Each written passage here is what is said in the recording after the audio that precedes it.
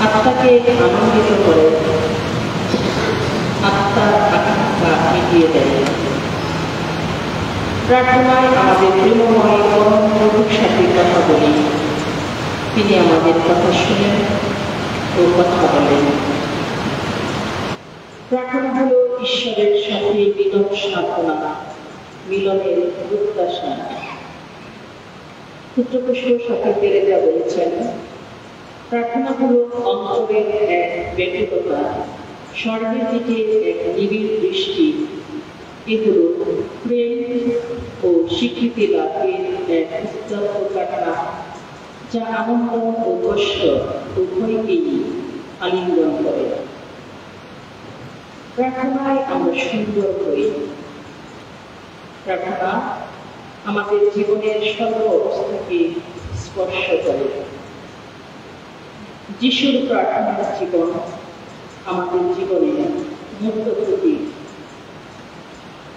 ঈশ্বরপুত্র হয়েও পিতার সাথে গভীর সম্পর্ক রাখতে, পিতার ইচ্ছাকে পালন করতে, পিতার মহিমাকে প্রকাশ করতে, পিতাকে ধন্যবাদ জানিয়ে তিনি নির্জনে প্রকাশ্যে প্রার্থনা করেছেন। তিনি দাঁড়িয়ে, হাঁটু গেড়ে, প্রণাম করে, হাত তুলে, স্বর্গের দিকে চোখ তুলে প্রার্থনা করেছেন। তিনি আমাদেরও প্রার্থনা করার নির্দেশ দিয়ে গেছেন। তাই প্রতিনিয়ত আমাদের প্রার্থনা করতে হবে। প্রার্থনার মাধ্যমে আমাদের জীবনে ঈশ্বরের আশীর্বাদ বর্ষিত হয়। আমাদের প্রত্যাশা তীর্থযাত্রা এগিয়ে যাবে। আমাদের প্রত্যাশা ঈশ্বরকে পাওয়া, তার সান্নিধ্যে যাওয়া, তার সান্নিধ্য পাওয়া। আমাদের প্রত্যাশার তীর্থযাত্রায় আমরা সক্রিয়ভাবে অংশগ্রহণ করে গন্তব্যে পৌঁছতে পারব।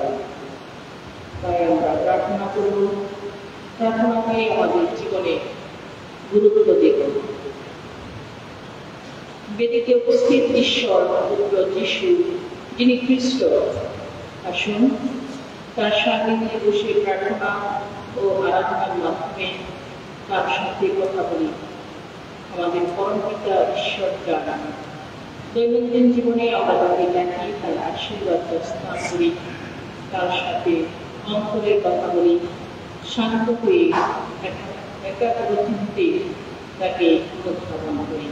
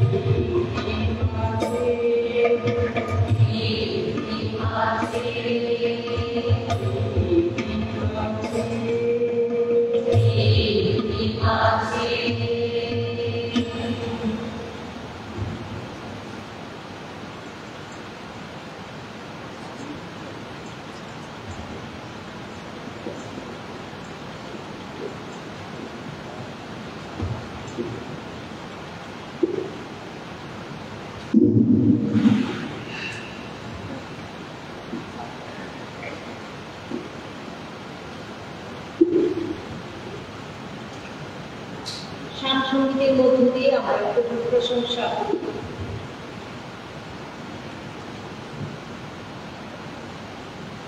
ভগবানের উদ্দেশ্যে গাও আজ নতুন গীতিকা, ভগবানের উদ্দেশ্যে গাও আজ সম্প্রসারণী।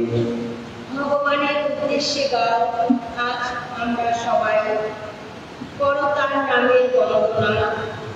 দিনে দিনে শোনাও সবারে তাঁর প্রাণ কর্মের কাহিনী। বিজাতি সবার কাছে প্রচারিত করো মার কথা, সকল জাতির কাছে অপরূপ শত কীর্তির কথা। ভগবান মহিয়ান মহাবন্দনীয়, সমস্ত দেবতার চেয়ে সম্ভ্রমে বরণীয়। বিজাতির সকল দেবতা সবই তো অধিক বসায়, কিন্তু ভগবান আকাশের সবই তো তাঁরই রচনা। গৌরবে মহিমায় পরিবৃত তিনি, তার পুণ্যালয় জুড়ে শক্তি আর ক্রান্তির শোভা। সকল মানব গোষ্ঠী ভগবানের উদ্দেশ্যে জয়গান করো, ভগবানের মহিমা ও শক্তির জয়গান করো। ভগবানের নাম মহিমার আহা জয়গান করো। নৈবেদ্য সাজিয়ে তোমরা এসো তার মন্দির প্রাঙ্গণে। পবিত্র বসনে ভগবানের শ্রীচরণে জানাতি, তাঁর সামনে কম্পিত হও সমগ্রধরণী। বিজাতি সবার কাছে গিয়ে বলো আজ, ভগবান রাজত্ব করেন। জগৎকে তিনি করেছেন স্থিতমূল, চির অবিচল। সকল জাতিকে তিনি বিচার করেন আহা ন্যায় বিধানে। আকাশমণ্ডল আজ আনন্দ করুক, উল্লসিত হোক সমগ্রধরণী। গর্জন করুক আজ সমুদ্রের ঢেউ, সমুদ্র গভীরে যত প্রাণী। পুলকিত হোক আহা বিশাল প্রান্তর, প্রান্তরের সমস্ত কিছুই। অরণ্যের গাছে গাছে শোনা যাক আনন্দ মর্মর। ভগবানের দর্শনে আনন্দ মর্মর। তিনি তো এবার নিজে আসছেন তিনি নিখিলের বিচারক রূপে। ধর্মের নীতিতে আহা বিচার করবেন তিনি সমস্ত পৃথিবী। সকল জাতিকে তিনি বিচার করবেন আর সত্যেরই আলোকে। পিতা ও পুত্র পবিত্র আত্মার জয় হোক।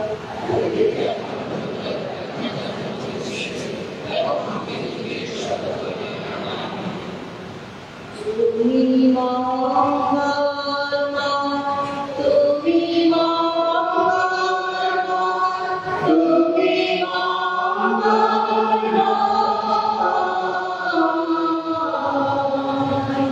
তোমার দয়া আনন্দদায়ী।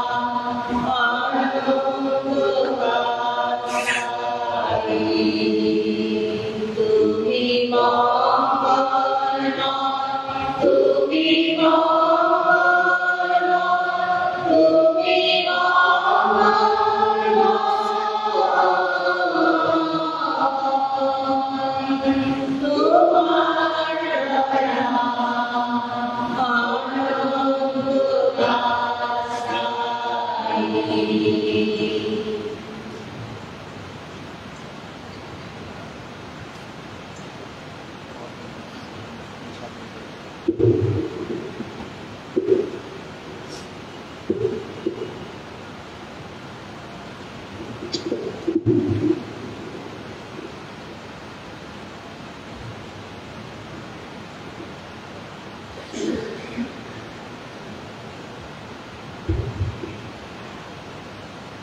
আসুন আমরা বিশ্ববাণীর শ্রবণ করি।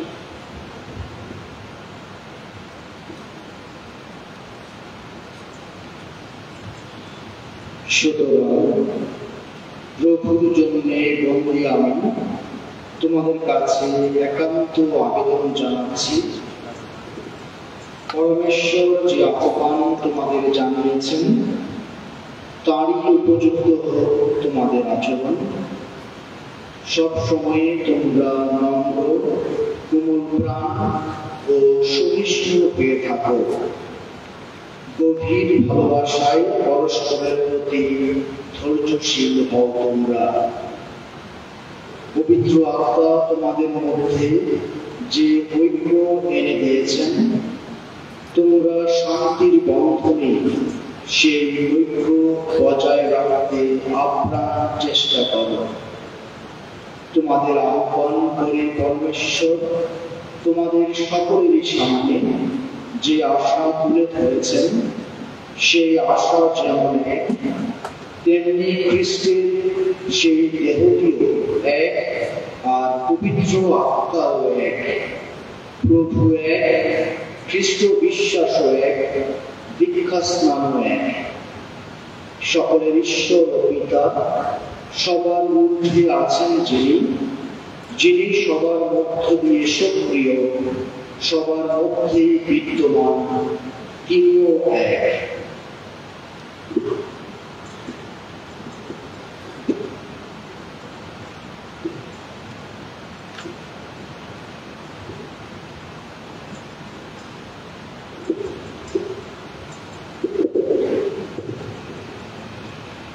আসুন আমরা কিছুক্ষণ এই বাণীর উপর ধ্যান করি।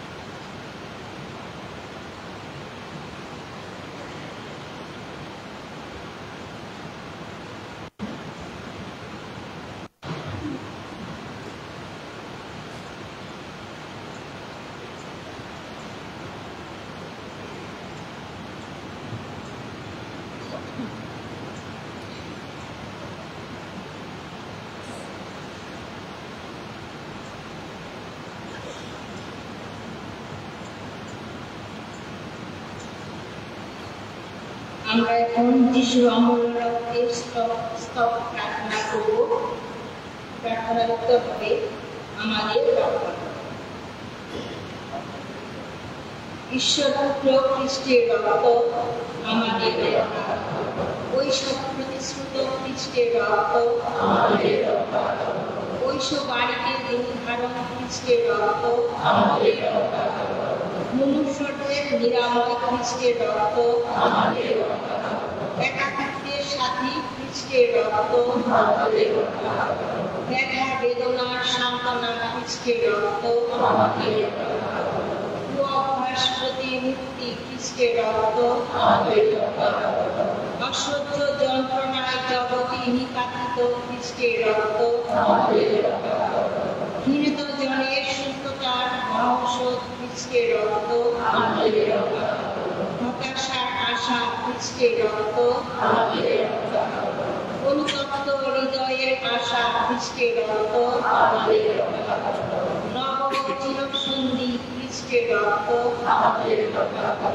কণ্ঠমুক্ত হতে নির্গত খ্রিস্টের রক্ত, আমাদের মুক্তির মূল্য খ্রিস্টের রক্ত, অসাধারণে নির্গত খ্রিস্টের রক্ত, কালবরীর পথে নির্গত খ্রিস্টের রক্ত, শলাকা বিদ্ধ হস্ত হতে নির্গত খ্রিস্টের রক্ত, শলাকা বিদ্ধ পা হতে নির্গত খ্রিস্টের রক্ত, স্তম্ভের ক্ষত হতে নির্গত খ্রিস্টের রক্ত,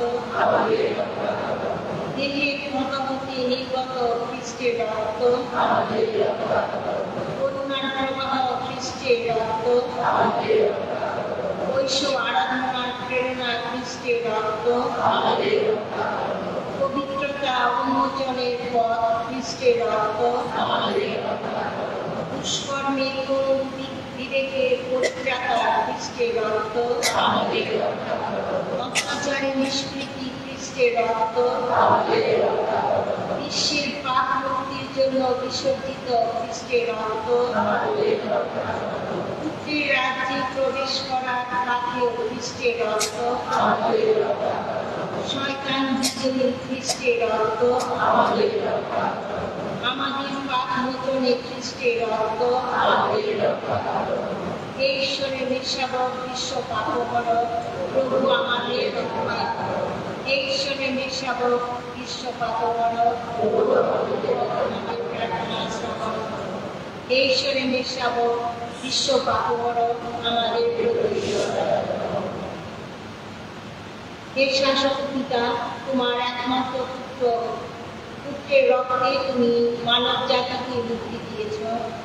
আমাদের প্রতি তোমার অবারিত কৃপা বর্ষণ করো, যেন আমরা আমাদের এবং আমাদের পরিবারের প্রতি যিশুর রক্ত সিঞ্চিত করে আমাদের পাপের ক্ষমা, মন্দগতির মুক্তি পেতে পারি এবং আরো সন্তান হিসাবে পরিত্রাণের ফল উপভোগ করতে পারি। আমাদের প্রভু খ্রিস্টের নামে এই প্রার্থনা করি, আমেন।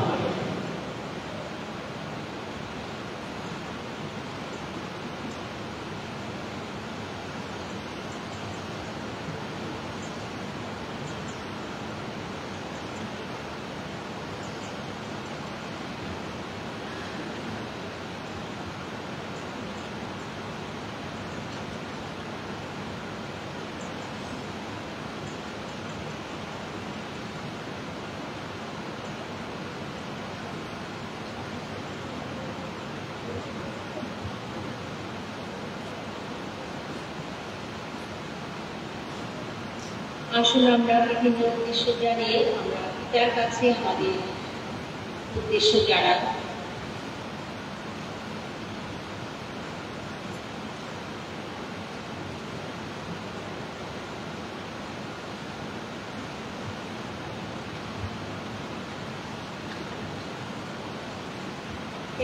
পিতা, আমরা তোমার কাছে আজকের এই রাতে আমরা অনেকজন তোমার সামনে উপস্থিত হয়েছি। আমরা বিশ্বাস করি তুমি আমাদের অন্তরের কথা জানো, তবু তুমি চাও আমরা যেন তোমার কাছে আমাদের চাওয়া আনতে করি। তুমি তো বলেছ তোমরা চাও আমি তোমাদের দিয়ে দেবো, দ্বারে আঘাত করো তোমাদের জন্য দ্বার খুলে দেবো। আমরা সেই বিশ্বাস নিয়ে তোমার কাছে প্রণয় করি আমাদের সারা বিশ্বের শান্তির জন্য। বিশেষ করে আমরা সেই ইসরায়েল, সেই গাজা, সেই লেবাননে যে যুদ্ধ চলছে, যেখানে অনেক মানুষ, অনেক শিশু, নরনারী হতাহত হচ্ছে, প্রেমময় পিতা তোমাকে অনুনয় করি তুমি তাদেরকে স্পর্শ করো, তুমি তাদেরকে অন্তরে নিরাময় এনে দাও। যেন তারা এই যুদ্ধ বন্ধ করে আবার শান্তি তাদের মধ্যে যেন ফিরে আসে। তুমি সেই আশীর্বাদ দিবা, পবিত্র আত্মার শক্তি তুমি তাদের মধ্যে দান করো। আসুন আমরা এই উদ্দেশ্যে প্রভুর কাছে প্রার্থনা করি।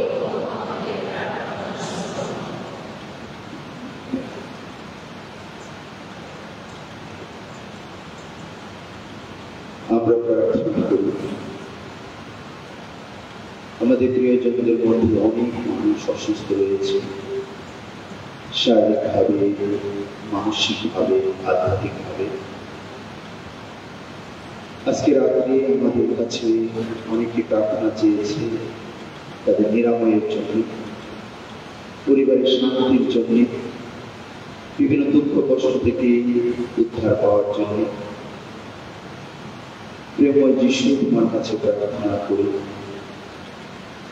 তোমার এই প্রিয়জনদেরকে তোমার নিরাময় স্পর্শ দান করো। তোমার সাথে কুশের পথে পথ চলতে তাদেরকে সাহায্য করো, শক্তি দান করো, পরিবারগুলোকে শান্তি দান করো, বিভিন্ন সমস্যা সংকট থেকে তাদেরকে রক্ষা করো।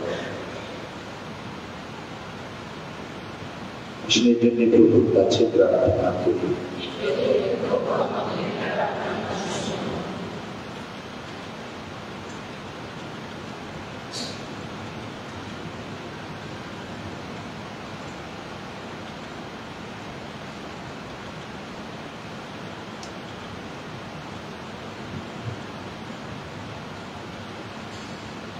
আমরা প্রার্থনা করি আমাদের প্রত্যেকের জন্য।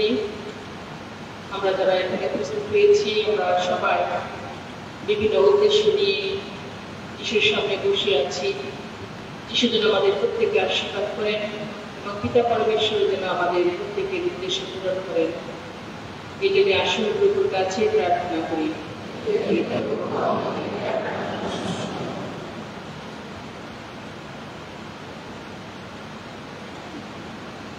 আমাদের জ্ঞাত এবং সকল প্রার্থনা আমরা পিতার কাছে তুলে ধরি যিশুর শেখানো প্রার্থনার মাধ্যমে। আমাদের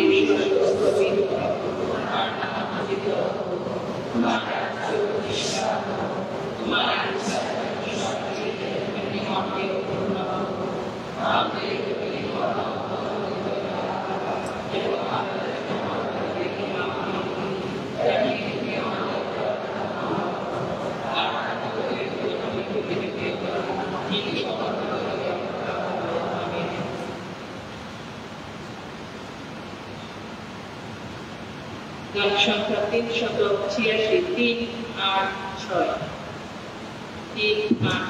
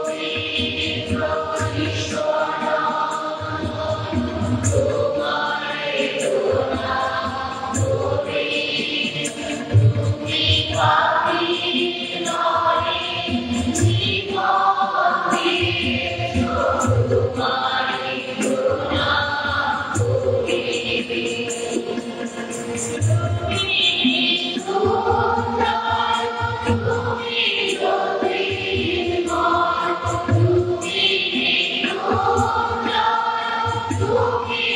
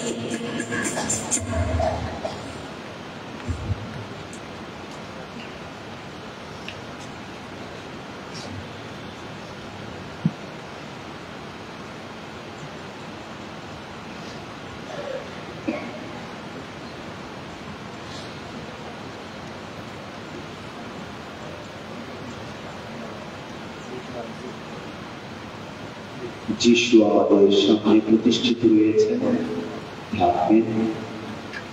এই পর্যায়ে আজকে রাতে আমাদের জন্য ধর্ম উপদেশ দিবেন শ্রদ্ধেয় ফাদার তুষার জেভিয়ার কস্তা। ফাদার অনুরোধ করি ধর্ম উপদেশ দেওয়ার জন্য।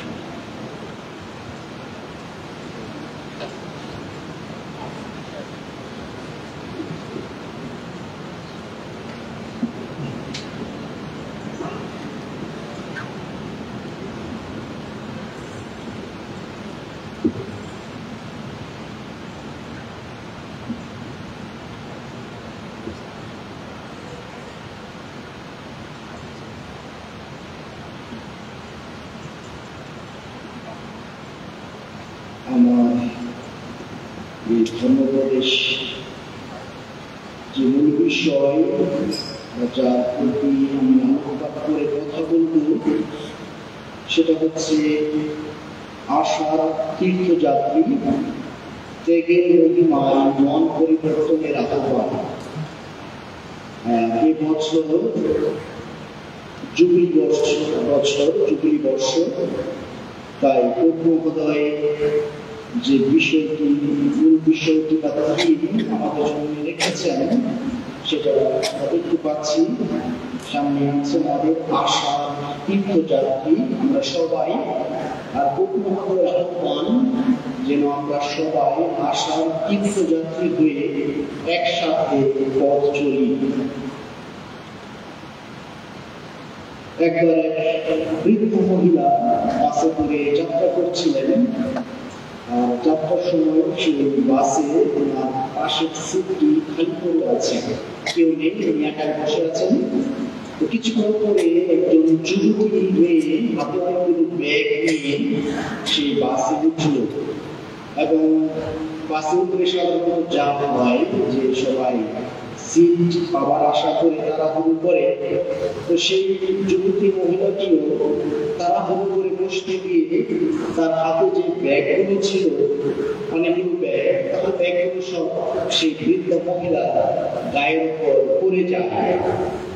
আর এতে করে সেই বৃদ্ধ মহিলা সেই যুবতী মহিলাটিকে কিছু বলেননি, তিনি চুপ করেছিলেন, বিরক্ত হননি। তো কিন্তু সেই যুবতী মেয়েটি বা মহিলাটি অবাক হয়ে যান যে কি ব্যাপার, আমি সেই মহিলার গায়ে আমার জিনিসপত্রগুলো ফেলে দিলাম, ব্যাগগুলো ফেলে দিলাম, কিন্তু উনি তো কিছু বলছেন না বা বলেননি। তাই তিনি তার কৌতূহল চেপে রাখতে না পেরে কিছুক্ষণ পরে তাকে জিজ্ঞেস করলেন যে আমি যে আপনার গায়ের উপর এই ব্যাগগুলো ফেলে দিলাম, তা আপনি আমাকে কিছু বলেননি কেন? তখন সেই বৃদ্ধা মহিলাটি উত্তরে বললেন যে আমার আর তোমার যাত্রার সময়টা খুবই সংক্ষিপ্ত। তুমি হয়তো পরে স্টেশনে নেমে যাবে, আর আমি হয়তো পরে স্টেশনে নেমে যাব। তোমার আর আমার কখনোই দেখা বা সাক্ষাৎ নাও হতে পারে। আর আমি যদি তোমার সাথে রাগ করতাম বা বিরক্ত হতাম বা তোমাকে বকা দিতাম, তাহলে তুমি কষ্ট পেতে এবং তুমি ভাবতে যে আমি কেবল ঝগড়াটি মহিলা। আর আমরা কেউ কখনো অন্যের কাছ থেকে আশাও করি না যে উনি আমার সাথে খারাপ ব্যবহার করবে, দুর্ব্যবহার করবে বা গালিগালাজ করবে, বকা দিবে। তাই এই যে একটি সুন্দর একটা উত্তর সেই বৃদ্ধা মহিলা দিয়েছিলেন, তাহলে আমাদের যে আহ্বান, তাহলে আমরাও যেন সবাই একসাথে পথ চলি আশার তীর্থযাত্রী হয়ে। কারণ আমাদের এই পৃথিবীতে সময় আমরা জানি খুবই সংক্ষিপ্ত। এই 40 বছর, 50 বছর কিংবা 80 বছর, 100 বছর ঈশ্বরের দৃষ্টিতে এটা কিন্তু খুবই সংক্ষিপ্ত নগণ্য একটি সময়। তাই আমরা যে যতদিন এই পৃথিবীতে বেঁচে থাকি না কেন, আমরা যেন সবাই সবার প্রতি ভালো ব্যবহার করি, সুন্দর ব্যবহার করি এবং আমরা যেন একসাথে পথ চলি, সেটা আমাদের কাছে মহোদয়ের আহ্বান। প্রিয়জনরা, আমরা দেখতে দেখতে প্রায়শ্চিত্তকালে শেষের দিকে চলে এসেছি। আগামী রবিবার, কালপত্র রবিবার, যার মধ্য দিয়ে আমরা পূর্ণ সপ্তাহে প্রবেশ করতে চলেছি। তাই এই যে প্রায়শ্চিত্ত কাল আমরা পার করে এসেছি প্রায়, তাহলে এই মাঙ্গলিক কালচক্রে প্রায়শ্চিত্ত কাল আমাদেরকে বলে, আমাদেরকে আহ্বান জানায় যেন আমরা আমাদের পুরনো আমিকে ছেড়ে ফেলে নতুন আমিকে, অর্থাৎ নতুন মানুষ হয়ে আমাদের জীবনকে নবায়ন করে যেন আমরা পথ চলি। আমাদের কলুষিত অন্তরটাকে আমরা যেন ছেড়ে ফেলি, যেন ঈশ্বর আমাদের সুন্দর একটি হৃদয় দান করতে পারেন।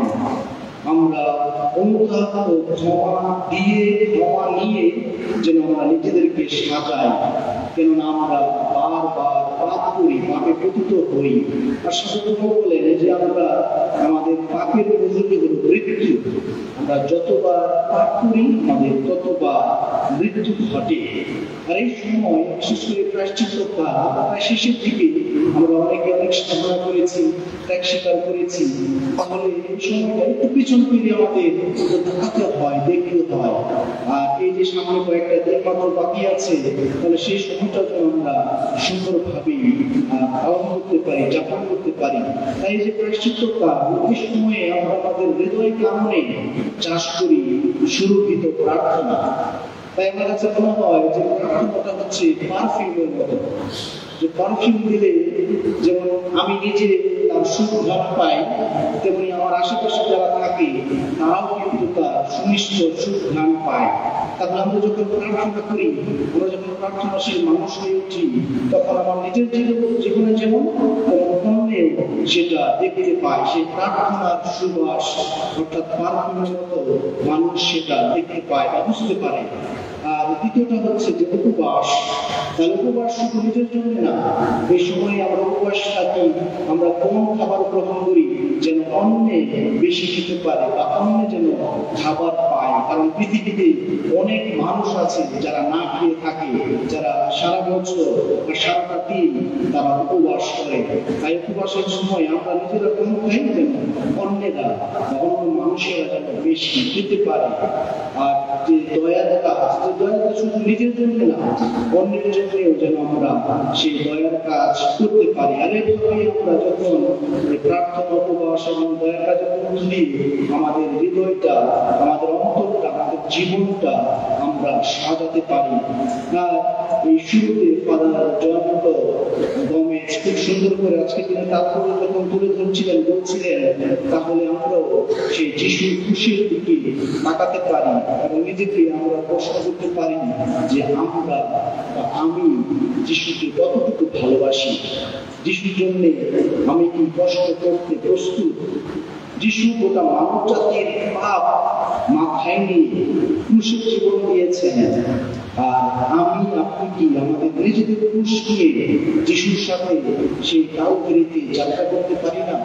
যেন আমি আপনি আমাদের পাপ সেখানে কালভারিতে গিয়ে সেখানে যিশুর সেই ক্রুশের সাথে আমাদের পাপও আমরা যেন ক্রুশে টাঙাতে পারি এবং আমাদের জীবনকে আমরা নবায়ন করতে পারি। গভীর জলাশয়ের মাঝে যেতে যেতে হঠাৎ করে জাহাজের চলার গতিটা থেমে গেল। নাবিক ভাবতে থাকে কাছে লোকালয়ে গিয়ে সাহায্য নেবে। নাবিক জাহাজ থেকে নেমে লোকালয়ে গিয়ে হতবাক হয়ে ভাবতে থাকে একটি গ্রামের সব মানুষ অন্ধ হয় কিভাবে। সবটি বিবেচনা করে নাবিক জানতে পারে কোনো অসাধু ব্যবসায়ীর ওষুধের কারণে সবাই অন্ধ হয়ে গেছে। কেননা সেই অসাধু ব্যবসায়ী সবাইকে সারা জীবন কি করে বেঁচে থাকতে পারে বা বেঁচে থাকা যায় এমনই একটি ওষুধ দিয়েছিল। আর লোভের কারণে সবাই যখন অন্ধ হয়ে যায় তখন ব্যবসায়ী মূল্যবান সকল জিনিসপত্র এবং শিশুদের নিয়ে সেই গ্রাম থেকে পালিয়ে যায়।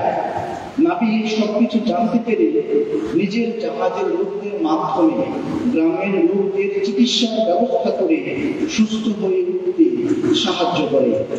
নাবিক লোকদের স্বয়ংসম্পন্ন হওয়ার জন্য নানা রকম কৌশল শিখতে চাইলে লোকেরা তাকে অবহেলা ও অবজ্ঞা করে এলাকা থেকে তাড়িয়ে দেয়।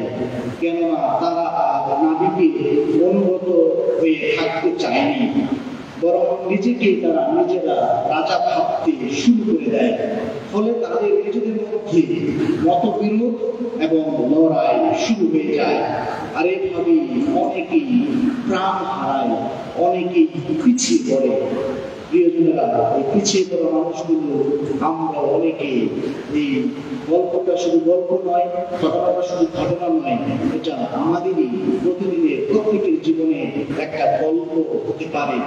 আমরা সবাই সেই গ্রামে অন্ধ মানুষের মতো, লোক আমাদের অন্ধ করে রাখে। যিশু আমাদের অনেক কিছু শেখান, কিন্তু আমরা শিখতে চাই না।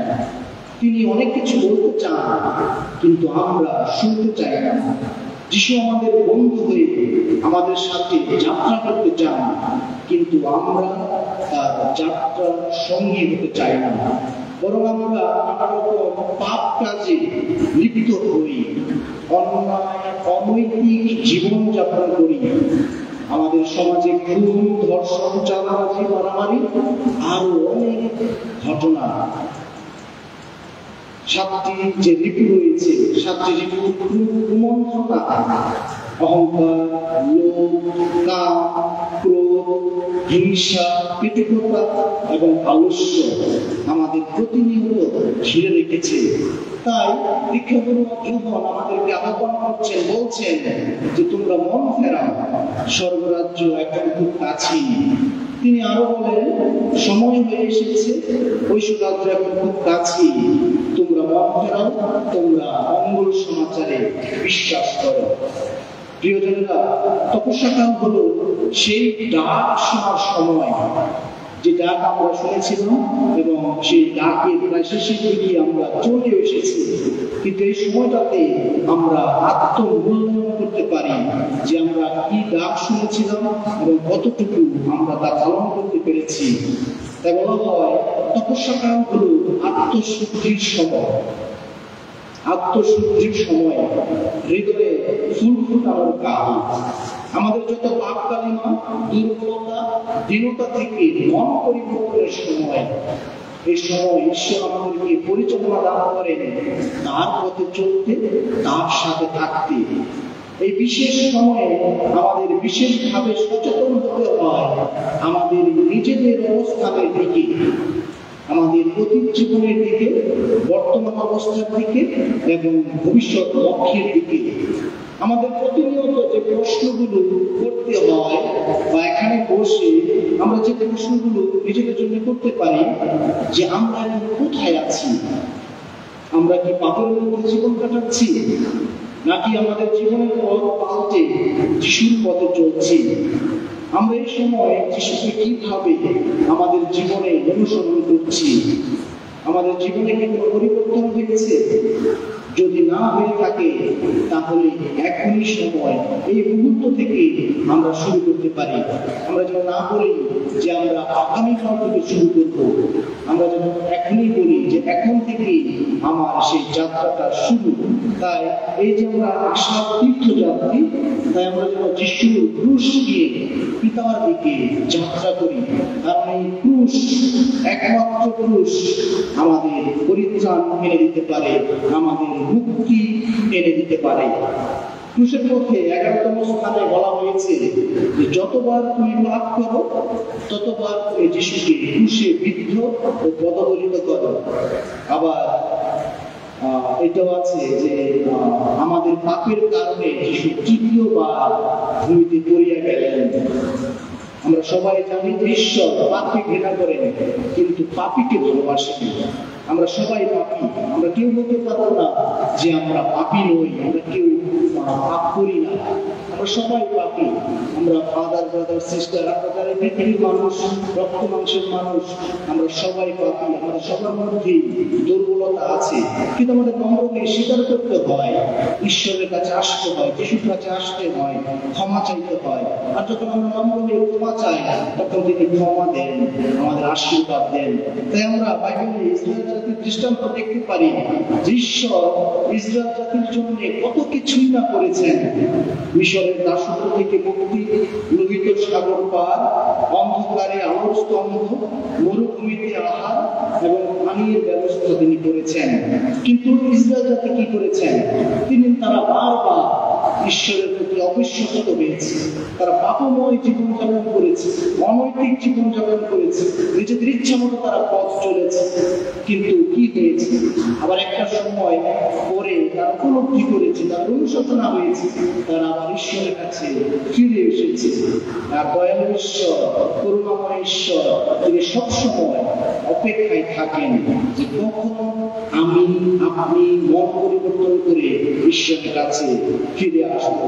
প্রিয়জনেরা, এই প্রায়শ্চিত্তকালে যদিও আমরা শেষের দিকে, তারপরে শুধু প্রায়শ্চিত্তকালে নয়, আমাদের গোটা জীবনে এই আহ্বানটা বা এই বিষয়গুলো আমরা রাখতে পারি, চিন্তা করতে পারি যে আমাদের প্রতি আহ্বান হলো যেন আমরা আমাদের জীবন থেকে 3টা পি, ইংরেজি অ্যালফাবেট 3টা পি আমরা যেন বাদ দিই। যে পি যা আমাদের জগতের দিকে, জগতের বন্ধতার দিকে আমাদেরকে নিয়ে যায়, আমাদের জীবনটাকে কলুষিত করে। সেই 3টা পি এর প্রথম পি হচ্ছে পাওয়ার, অর্থাৎ শক্তি। আমরা দেখি বা আমরা বুঝি যে মানুষের যখন অনেক শক্তি থাকে না, সেটা ক্ষমতা শক্তি হতে পারে, অর্থের শক্তি হতে পারে, প্রভাব প্রতিপত্তি শক্তি হতে পারে, অনেক ধরনের শক্তি হতে পারে। তাহলে সেই শক্তিটা যখন বেশি থাকে তখন মানুষ প্রভাব খাটায়। আর সেটা যদি ভালো থেকে যদি মন্দ থেকে হয় তাহলে সেটা শক্তিটা অশুভ শক্তি হয়ে ওঠে। আর সেজন্য আমরা দেখি যে পৃথিবীতে না, যে এক দেশ আরেক দেশকে শাসন করার জন্য, রাজত্ব করার জন্য, জয় করার জন্য এই পৃথিবীতে যুদ্ধ হচ্ছে। ইসরায়েল গাজায় যুদ্ধ হচ্ছে, আমরা সেটা জানি। তাহলে এই যে শক্তি অপব্যবহার, তাহলে এইভাবে প্রতিনিয়ত আমরা আমাদের দেশের দিকে তাকালে আমরা দেখতে পাই, বুঝতে পারি যে আজকে যে অস্থিতিশীল অবস্থা, অরাজনৈতিক অবস্থা, তাহলে আমাদের এই শক্তি অপব্যবহারের কারণে কিন্তু হচ্ছে। তাই প্রিয়জনেরা, আমাদের ঈশ্বর আমাদের যে শক্তি দিয়েছেন, তাহলে সেই শক্তিটা যেন আমরা শুভ কাজে, ভালো কাজে, অন্যের মঙ্গলের জন্য যেন আমরা খরচ করি, ব্যয় করি। আর দ্বিতীয় পি হচ্ছে পজেশন, অর্থাৎ সম্পদ। একজন মানুষের বেঁচে থাকতে অনেক বেশি সম্পদের প্রয়োজন নেই, আবার সম্পদ ছাড়া বা অর্থ ছাড়া আমরা আবার বেঁচেও থাকতে পারি না ভালোভাবে। আমাদের জীবনের জন্য সম্পদ দরকার, কিন্তু অতিরিক্ত সম্পদ আমাদের জীবনকে ধ্বংস করে দেয়, আমাদের পরিবারকে নষ্ট করে দেয়। তাই আমাদের যতটুকু প্রয়োজন আমরা ততটুকু সম্পদের জন্য কষ্ট করি। যদি অতিরিক্ত সম্পদ আমার চাই, আমাদের অতিরিক্ত সম্পদের পেছনে আমার সময় ব্যয় করি, তাহলে আমার জীবনে কিন্তু ধ্বংস অনিবার্য। তাই মাতা তেরেসা সুন্দর একটা কথা বলেন যে তুমি যত জমিয়ে রাখবে তোমার দেবার সামর্থ্য তত কম হবে, আর তুমি যত মানুষকে দিবে তুমি তোমার দেবার সামর্থ্য তত বাড়বে। তাই আমরা দেখি জানি যে যাদের অনেক সম্পদ তারা কিন্তু মানুষকে তত বেশি দান করে না, কিন্তু যাদের কম সম্পদ তারা জমিয়ে অন্যকে দান করে, অন্যকে সাহায্য করে। আর তৃতীয় যে পি সেটা হচ্ছে প্রেস্টিজ, অর্থাৎ সম্মান।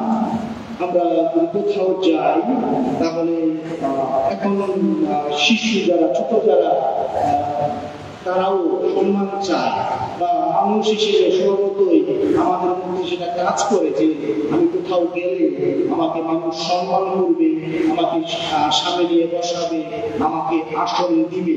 আমরা বাইবেলে দেখি যে বলা হয়েছে যে তুমি যখন কোথাও যাও তখন তুমি সেই সামনের আসনে গিয়ে বসো না, বরং তুমি সেই পিছনের আসনে গিয়ে বসো। যখন মালিক এসে দেখবেন যে তুমি পেছনে বসে আছো এবং তোমাকে পেছন থেকে উঠিয়ে সামনে নিয়ে আসা হবে, তখন তোমার সম্মানটা বাড়বে। আর তুমি যদি আগে গিয়ে সামনে বসে থাকো এবং পরে যদি তোমাকে সেখান থেকে উঠে যেতে হয়, তাহলে তোমার সম্মান বাড়বে না, তোমার সম্মান কমবে। কিন্তু প্রিয়জনেরা, এই সম্মানের পেছনে যদি আমরা না দৌড়াই, বরং আমরা যদি আমাদের নিজেদের যুদ্ধ করে তুলি, তাহলে সম্মান এমনিতেই আমাদের ধরা দিবে, মানুষ আমাদেরকে সম্মান করবে। তাহলে আমাদের জীবন থেকে এই তিনটা পি যেন আমরা বাদ দিই। আমাদের থাকবে, এগুলো আমাদের কন্ট্রোলে থাকবে, এগুলোর জন্য আমরা লালায়িত হবো না, এগুলোর জন্য আমরা অনেক বেশি সময় বা চিন্তা করবো না। কিন্তু এই তিনটা পি যদি আমরা বাদ দিই, আবার এর অপোজিটে আমরা যদি তিনটা পি এর সাথে যুক্ত করি, তাহলে আমাদের জীবনটা কেন সুন্দর হবে। তাহলে সেই তিনটা পি কি? সেই তিনটা পি এর প্রথম পিটা হচ্ছে প্রেয়ার, অর্থাৎ প্রার্থনার যে শক্তি। যিশু বলেন তোমরা জেগে থাকো, প্রার্থনা করো। আমাদের সামনে সুন্দর করে লেখা আছে তোমরা প্রার্থনা করো, জেগে থাকো।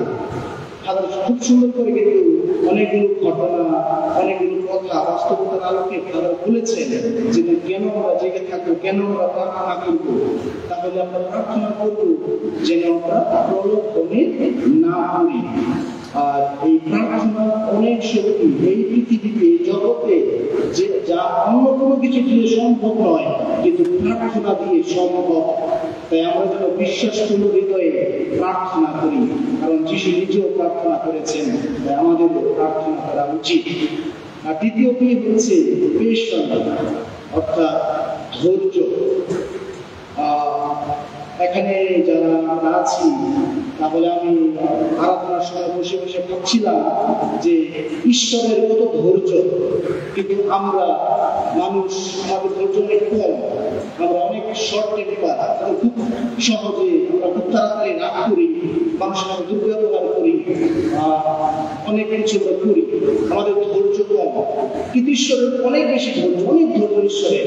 কারণ আমি ভাবছিলাম যে এই যে আজকে যে একটা বেশি জাগরণ হবে, প্রার্থনা হবে, ফাদার বিগত দিনে রবিবার সময় হয়তো ঘোষণা দিয়েছেন। তারপরেও আমি এখানে এই ধর্মপল্লীতে তো অনেক মানুষ, না হাজার হাজার মানুষ, 10,000 কত অনেক মানুষ। তাহলে যে আমরা চিন্তা করি যে এত মানুষের মধ্যে এখানে আমরা কতজন আছি, কিন্তু যদি আমরা নিজেদের অবস্থা থেকে বলি যে যারা আসেনি, তাহলে ঈশ্বর কি এখন তাদের উপর দুর্দিন ডেকে আনবেন? নিশ্চয়ই নয়। কিন্তু তাদের জীবনে যখন দুর্দিন নেমে আসবে, তখন তারা নিজেরাই ঈশ্বরের কাছে আসবেন।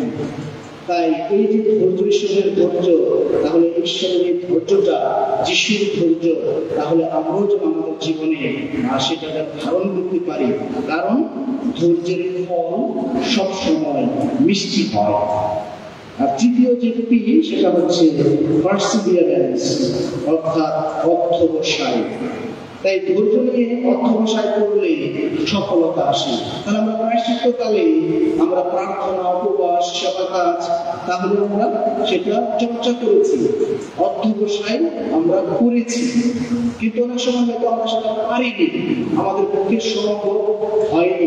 কিন্তু আমরা যেন নিরাশ না হই, আমরা যেন এই যে অধ্যবসায়ের যে একটা মনোভাব, সেটা যেন আমরা চলমান রাখি।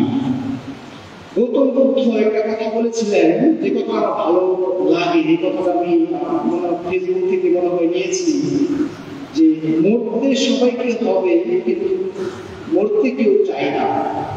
আজ পরিস্থিতি আরো জটিল, অন্য সবাই চায়, কিন্তু চাষবাস কেউ করতে চায় না। জল সবাই চায়, কিন্তু কেউ জল বাঁচাতে চায় না।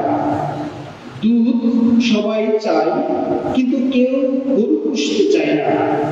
ছায়া সবাই চায়, কিন্তু কেউ গাছ রোপণ করতে ও বাঁচিয়ে রাখতে চায় না।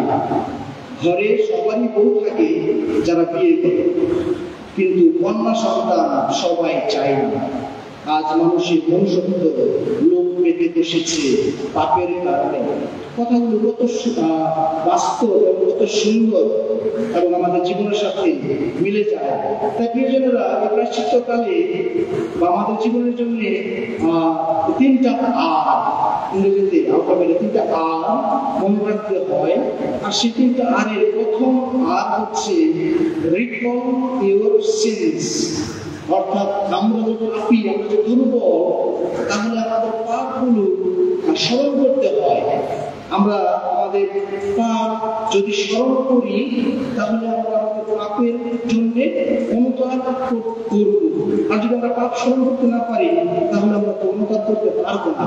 তাই এই প্রসঙ্গে আমি এরকম বলি যে রিকনসিয়েন্স, অর্থাৎ আমরা পাপ স্বীকার করি বা আমাদের আহ্বান করা হয় যেন আমরা সবসময় পাপ স্বীকার করি, কিন্তু তারপরেও বড়দিন ইস্টারের আগে আমাদের অন্তত বছরে 2 বার বলা হয় যেন আমরা পাপ স্বীকার করি।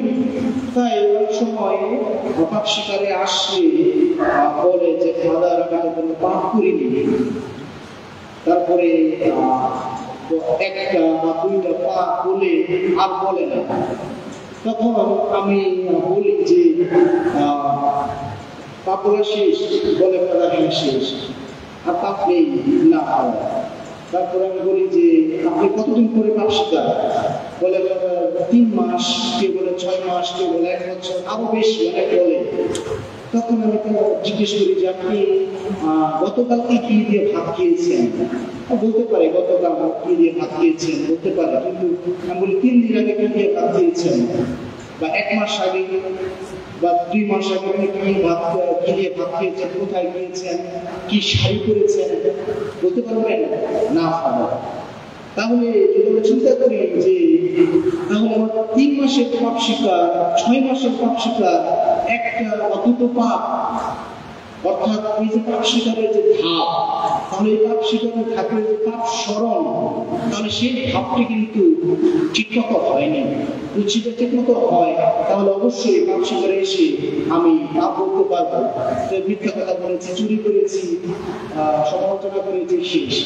কিন্তু পাপ স্বীকারে এসে আরো মনের অনেক কথা যদি যাজকের কাছে খুলে বলতে পারি, তাহলে নিজেকে অনেক হালকা মনে হয়, অনেক হালকা লাগে। সেটা যদি আমরা নিজের অভিজ্ঞতা করি, তাহলে সেটা বোঝা যায়। তাহলে রিকল ইউর সিনস, তাহলে আমরা যেন আমাদের পাপ স্মরণ করি। আর সেজন্য দ্বিতীয় যে বিষয়টা, সেটা হচ্ছে রিপেন্টেন্স, অর্থাৎ অনুতাপ। যদি আমরা পাপ স্মরণ করতে পারি, নিজেকে নম্র করতে পারি, নত হতে পারি, তাহলে অনুতাপ করতে পারবো যে আমি দুর্বল, আমি পাপী, আমি অধম, আর ঈশ্বর তখন আমাদের ক্ষমা দিবেন। সেজন্য প্রবক্তা জুয়েল বলেন যে তোমরা তোমাদের পোশাক নয়, তোমাদের হৃদয়টা ছিঁড়ে ফেলো। পোশাক ছেঁড়াটা হচ্ছে আমার কাছে মনে হয়েছে যে ফরিসীদের মতো, লোক দেখানো, যে আমি আমার শার্ট টান দিয়ে ছিঁড়ে ফেললাম, ফরিসীরা যা করে লোক দেখানো। কিন্তু হৃদয় ছিঁড়ে ফেলাটা হচ্ছে খাঁটি ইসরায়েলি। যিশু যখন বলেছিলেন ওই দেখো খাঁটি ইসরায়েলি। কারণ আমরা যখন আমাদের নিজেদেরকে নম্র করতে পারি, নিজেদেরকে নত করতে পারি, স্বীকার করি যে হ্যাঁ আমি পাপী, তখনই আপনি খাঁটি মানুষ হয়ে উঠি। আর তৃতীয় যে বিষয়টা সেটা হচ্ছে রেজারেকশন, অর্থাৎ পুনরুত্থান। অর্থাৎ আমরা আমাদের পাপ স্মরণ করি, পাপের জন্য অনুতাপ করি এবং যিশুর সাথে যাত্রা করি সেই কালভেরির পথে। সেই কালভেরিতে যিশুকে ক্রুশিকারে হত্যা করা হয়েছে, ঠিক আমরাও আমাদের সেই কলঙ্কের বোঝা, আমাদের পাপ, সেখানে আমরা কবরস্থ করি বা ক্রুশে দিই, যেন আমরা যিশুর সঙ্গে পুনরুত্থিত মানুষ হয়ে উঠতে পারি। আমরা যেহেতু পরের জন্মে বিশ্বাসী নই, কিন্তু খ্রিস্টের সঙ্গে পুনরুত্থানে বিশ্বাসী, তাই এই প্রায়শ্চিত্তকাল আমাদের সাধনা করতে বলে, মন পরিবর্তন করতে বলে, জীবন নবায়ন করতে বলে। প্রায়শ্চিত্তকালে আমরা কি সাধনা করি, কেন করি, সাধনা করলে কি হয়? এই তপস্যাকালে বা প্রায়শ্চিত্তকালে আমরা যে তিনটা বিষয় সাধারণত প্রধানত পালন করি, সাধনা করি, যে প্রার্থনা, উপবাস এবং দয়ার কাজ, তাহলে এগুলোর মধ্য দিয়ে আমরা আমাদের জীবনটা নবায়ন করি এবং ঈশ্বরের কাছাকাছি আসি, যিশুর সঙ্গে পথ চলি, যিশুর সঙ্গে বসবাস করি। আর এই যে প্রার্থনা আমরা বলছি, তাহলে প্রার্থনা আমরা কেন করব? প্রার্থনা হলো ঈশ্বরের সাথে নীরবতায় কথা বলা, মৌন ধ্যানে নিজেকে নিরত রাখা। প্রার্থনা হলো ঐশ্বরিক বন্ধুর সাথে অন্তরঙ্গ আলাপ আলোচনা, জীবন সহভাগিতা, তারই সাথে মিলিত হওয়া, তারই সান্নিধ্যে বাস করা। তোমরা যদি আমার বাণী পালনে নিষ্ঠাবান থাকো, তাহলে তোমরা আমার যথার্থ শিষ্য। যোহান 8:31 পদে আছে। তো যিশু একজন চিকিৎসক, আর প্রার্থনা একটি মহা ঔষধ। যিশু একজন চিকিৎসক, আর প্রার্থনা একটি মহা ঔষধ। তাই আমরা সবাই অসুস্থ, আমাদের সবারই সুস্থতা দরকার। সেজন্যই আমাদের এই যে মহা ঔষধ, এই যে প্রার্থনা আমাদের প্রতিদিন প্রতিনিয়ত অনবরত করা দরকার। আর গত বছর প্রার্থনা বর্ষে খুব আমাদের আহ্বান জানিয়েছিলেন যেন আমরা ব্যক্তিগত, পারিবারিক, মান্ডলিক ও সমাজ জীবনে প্রার্থনার প্রয়োজনীয়তা উপলব্ধি করতে পারি। সেজন্য পোপ ফ্রান্সিস বলেন যে প্রার্থনা হচ্ছে ঈশ্বরের উপস্থিতিতে থাকার বাসনা, আশা, তার কথা শোনা ও আরাধনা করা। প্রার্থনার মাধ্যমে আমরা স্বর্গীয় শান্তি ও সুখ পাই। মহাত্মা গান্ধীর মতে প্রার্থনা শুধু ঈশ্বরের নাম মুখে নিয়ে বিনমিত করা নয়, বরং প্রার্থনা হলো পরমাত্মার সাথে মিলিত হওয়ার জন্য জীবাত্মার আকুতি। প্রার্থনার জন্য ঈশ্বরের প্রতি অসীম বিশ্বাস রাখা ও তার কাছে নিজেকে পুরোপুরি দান করা। প্রিয়জনেরা, প্রার্থনা ঈশ্বরের কাছাকাছি যেতে আমাদের সাহায্য করে, অন্য কোনো কিছু সাহায্য করে না, কিন্তু প্রার্থনা আমাদেরকে ঈশ্বরের কাছাকাছি যেতে সাহায্য করে। প্রার্থনার মাধ্যমে ঈশ্বরের সাথে কথা বলার ও কথা শোনার জন্য যত বেশি সময় আমরা ব্যয় করব, ততই তার সন্নিকটে আমরা যেতে পারব। প্রার্থনা আমাদের কাছে শ্বাস প্রশ্বাসের ন্যায় হওয়া উচিত। যদি আমরা শ্বাস প্রশ্বাস না নিই, তাহলে আমরা যখন বেঁচে থাকতে পারি না। ঠিক একইভাবে প্রার্থনাবিহীন জীবন, আমাদের আধ্যাত্মিক জীবন মৃত। তাই আমাদের কাছে প্রার্থনা হওয়া উচিত এই শ্বাস প্রশ্বাসের মতো। এখন প্রশ্ন হলো যে আমরা কেন প্রার্থনা করব? আমরা প্রার্থনা করব কারণ যিশু নিজে, যিনি ঈশ্বরপুত্র তিনি নিজেই প্রার্থনা করেছেন। আর এটা আমরা মঙ্গল সমাচারে অনেক জায়গায় দেখতে পাই যে তিনি যিশু প্রার্থনা করেছেন। তিনি প্রার্থনা করতে যেতেন নানা নিভৃত স্থানে, নিরালায়, একান্তে, একা। এটা আমরা রক্ষী মার সে মঙ্গল সমাচার আমরা দেখতে পাই। কখনো কখনো প্রার্থনা করেই তিনি সারা রাত কাটাতেন, যেটা আজকে আমরা করছি বছর হয়তো একবার দুইবার।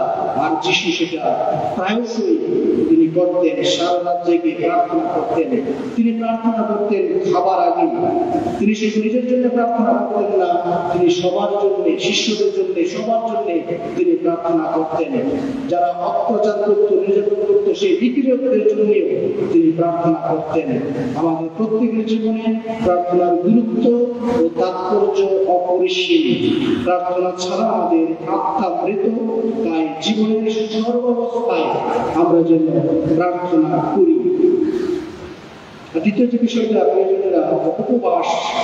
আমরা এই উপবাস প্রায়শ্চিত্তকালে আমরা উপবাস দেখেছি। তাহলে উপযোগ বাস অর্থাৎ ঈশ্বরের নিকটে বসবাস। আমরা এই সময়ে যদি চিন্তা করি আমরা কার নিকটে বেশি বসবাস করি, এটা আমার কাছে আমার অনুভূতি যে এখন আমার সবচেয়ে কাছের বন্ধু হচ্ছে আমার পকেটে থাকা মোবাইল। আমি হয়তো আমার বন্ধুর বাড়িতে বা বন্ধুর বাসায় বা একসাথে ঘুরতে যাই না, হয়তো ভিডিও কলে কথা বলি। তাহলে এই মোবাইল হচ্ছে আমার জীবনের সবচেয়ে কাছে নিকটের বন্ধু। কারণ মোবাইল আমার পকেটে কিংবা আমার ভ্যানিটি ব্যাগে, কম্পিউটার আমার টেবিলে, আমার চোখ ঘরের দেয়ালে, টেলিভিশনে কিংবা মোবাইল স্ক্রিনে আবদ্ধ, আটকা। উপবাস শুধু আমাদেরকে আহার বা খাবার বা পান করা থেকে বিরত থাকতে বলে না। এখন আমরা অনেক বেশি কথা বলি, শব্দ দূষণ করি, পরিবেশ নষ্ট করি, পরচর্চা, পরনিন্দা, সমালোচনা করি। আমরা অর্থ অপচয় করি, সময় অপচয় করি, অন্যের সুনাম নষ্ট করি, অন্যকে তুচ্ছ-তাচ্ছিল্য করি। আমাদের মুখের ভাষা অনেক খারাপ। আমরা চিন্তা না করে অনেক কাজ করি, অনেক কথা বলি।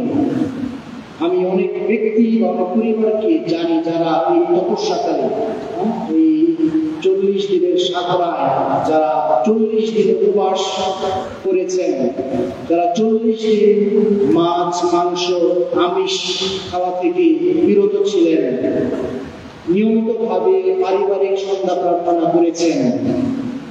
অনেক স্বামী স্ত্রী ভালোবাসা আছে, কিন্তু হয়তো এই শারীরিক সম্পর্ক থেকে ওনারা দূরে থেকেছেন, ত্যাগ স্বীকার করেছেন। বা অনেক পুরুষ যারা মদ, সিগারেট বা নেশা করে আসক্ত, তাহলে 40 দিনও তারা সাধনা করেছেন যে এগুলো তারা করবেন না। তাই এই উপবাস থাকলে যেমন আমাদের শারীরিক সুফল আছে, আবার আধ্যাত্মিক ভাবেও আমরা বলিয়ান হই, যিশুর কাছাকাছি আমরা থাকি। উপবাস সম্বন্ধে আমি আমার একটা ঘটনা ভালো লেগেছে যে একবার আমি গত 2 সপ্তাহ আগে একটা জায়গায় গিয়েছিলাম, মোটরসাইকেল শোরুমে। সেখানে মোটরসাইকেল নিয়ে গিয়েছিলাম ঠিক করার জন্য। তাই যে ঠিক করে যে কর্মী, তার নাম জুয়েল, তাহলে সে মুসলমান। সে আগে তারা কিছুদিন আগে ঈদ পালন করেছে, ঈদ উদযাপন করেছে আমাদের মুসলমান ভাই বোনেরা। তাহলে সে বলছিল যে আমি তখন বাজে বিকেল 4টা, 4:30। তাহলে সে সারাদিন কিছু খায়নি, সকালে সেহরিও খায়নি। তাহলে আগের দিন যে রোজা ভেঙেছে তখন খেয়েছে, কিন্তু পরের দিন সেহরির সময় সে ঘুম থেকে উঠতে পারেনি, সজাগ পায়নি। তো যেহেতু তাদের সময় খাবার খেতে হয়, সেহরি গ্রহণ করতে হয়, তাই সময় যেহেতু অভাব হয়ে গেছে, তাহলে সে আর খেতে পারবে না, তো সে আর খায়নি। তো সে সারাদিন কাজ করছে। তখন আমার সাথে যেহেতু ভালো পরিচয়, তো বলছিলেন যে দাদা আজকে আমি সকালে সেহরি করিনি। আর কারণ সেদিন দুর্বল লাগছিল, খারাপ লাগছিল, কারণ বলছিলেন যে সারাদিনে এমন এমন মানুষ আসে, এমন এমন কথা বলে, কোনো সময় কথা বলতে ইচ্ছে করে না।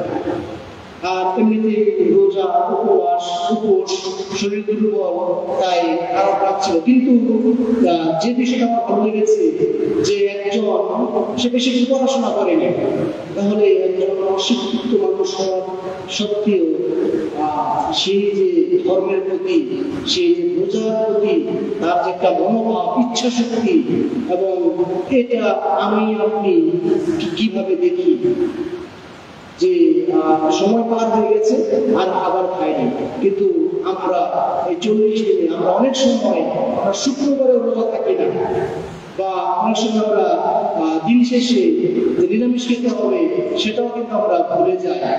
তাহলে এগুলো কিন্তু অনেক দুঃখজনক, এবং আজকে আমাদের পরিবার, আমাদের খ্রিস্টীয় পরিবারগুলোর যে ভাঙন বা যে অবস্থা, তাহলে এগুলো কিন্তু অনেক বড় একটা কারণ হতে পারে প্রিয়জনেরা।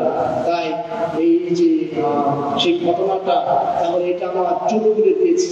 তাহলে আমরা যেন আমাদের যে নিয়ম, আমাদের যে ধর্ম, বা আমরা যে আমাদের যে বিশ্বাস, সেটাকে যেন আমরা সম্মান শ্রদ্ধা করি, এবং আমরা যেন সেটা যথার্থভাবে পালন করতে চেষ্টা করি। আর তৃতীয় যে বিষয়টা, সেটা হচ্ছে সেবা কাজ। তাই মানব জীবনের প্রতিটি একসাথে চলে, যে প্রথমটি হচ্ছে প্রার্থনা এবং দ্বিতীয়টি হচ্ছে সেবা কাজ। আমরা সবসময় প্রার্থনা করব, অথচ দরিদ্র মানুষদের দেখলে আমরা এড়িয়ে যাব, বা তাদের পাশে আমরা দাঁড়াবো না, বা তাদেরকে সাহায্য করবো না, তাহলে সেটা প্রার্থনা হবে না। তাহলে সেবাই হলো আমাদের প্রার্থনা, আর প্রার্থনাই হলো আমাদের উপাসনা। সেবা কাজ হলো কারোর প্রতি দয়া প্রদর্শন করা। ঈশ্বর আমাদের প্রতি যে দয়া বা অনুরাগ দেখিয়েছেন, আমরাও যেন ভাই মানুষদের প্রতি সেই একই দয়া প্রদর্শন করি। সেবা কাজ বা দয়ার কাজ করে আমরা প্রতিবেশী মানুষের সাথে সুসম্পর্ক স্থাপন করি। শিষ্যদের পা ধুয়ে দেওয়ার পর যিশু বললেন, আমি তোমাদের কাছে এটা করে দেখিয়েছি যেন তোমাদের প্রতি আমি যা করলাম তোমরাও যেন তা করো। এইসব জেনে যদি তোমরা তা পালন করো তবে তোমরা ধন্য।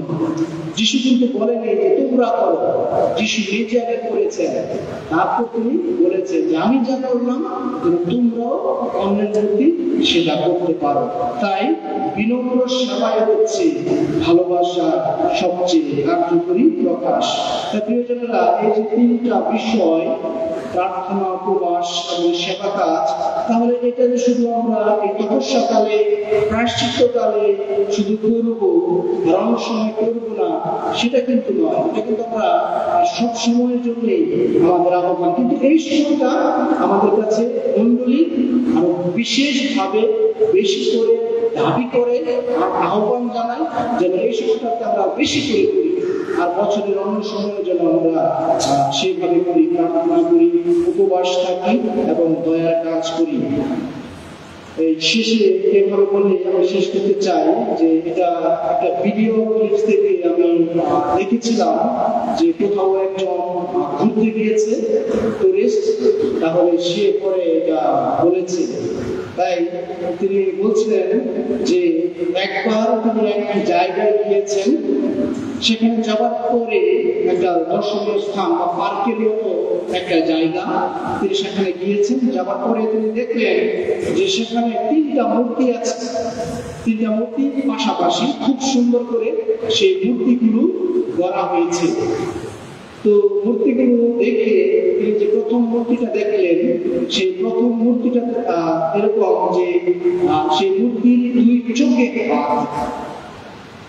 এবং পাশে একটা যে মূর্তি, তাহলে সেই মূর্তির মুখে আঙ্গুল, এবং আরেকটা মূর্তি সেই দুই কানে দুই আঙ্গুল দেওয়া আছে।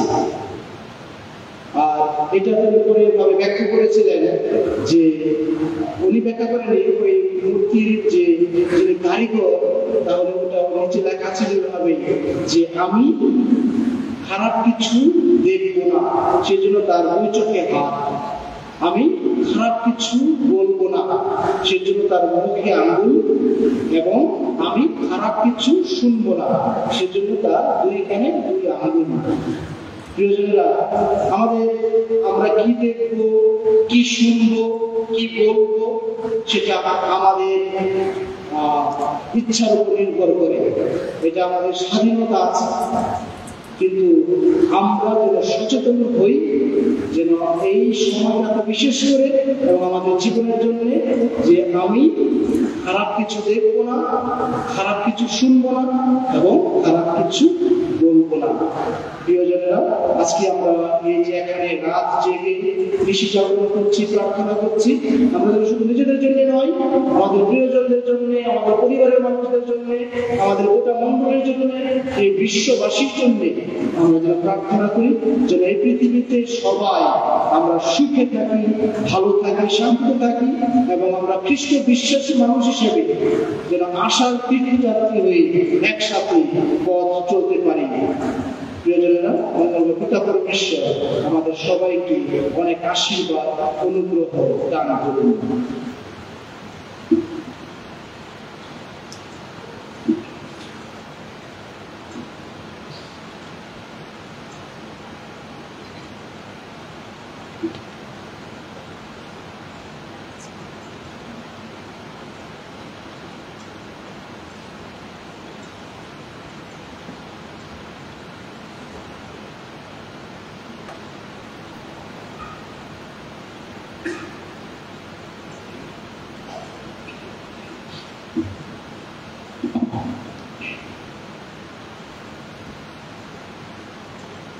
ফাদার তুষার কোস্তাকে অনেক ধন্যবাদ জানাই।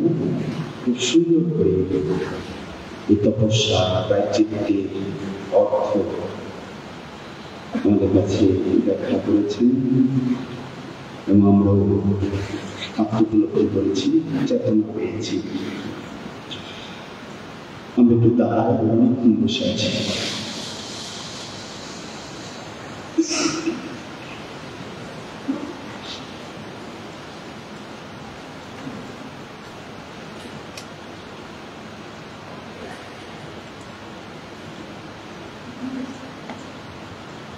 শ্রদ্ধেয় ফাদার লেনার্ড নেই মাঝে, তার জীবন শেষ দিকে গাওয়া লেখা একটি গান গাবো, এক পর্যায়ে হাততালি দিব, তাকে স্মরণ করব।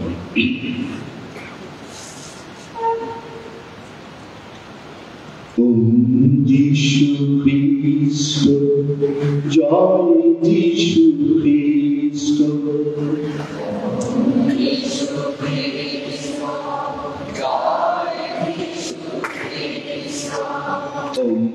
যিশু খ্রিস্ট, জয় যিশু খ্রিস্ট, যিশু খ্রিস্ট, জয় যিশু খ্রিস্ট, যিশু খ্রিস্ট, জয় যিশু খ্রিস্ট, যিশু খ্রিস্ট, জয় যিশু খ্রিস্ট, যিশু খ্রিস্ট, যিশু খ্রিস্ট, জয়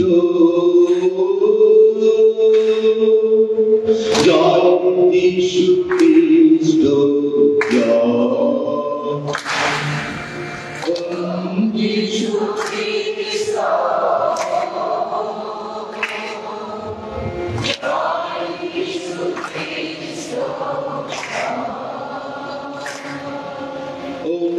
যিশু খ্রিস্ট, যিশু খ্রিস্ট, জয় যিশু খ্রিস্ট,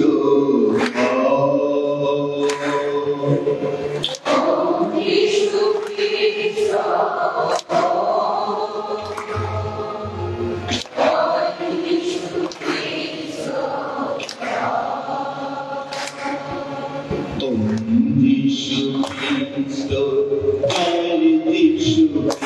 খ্রিস্ট, যিশু খ্রিস্ট, জয় যিশু খ্রিস্ট, যিশু খ্রিস্ট, জয় যিশু খ্রিস্ট,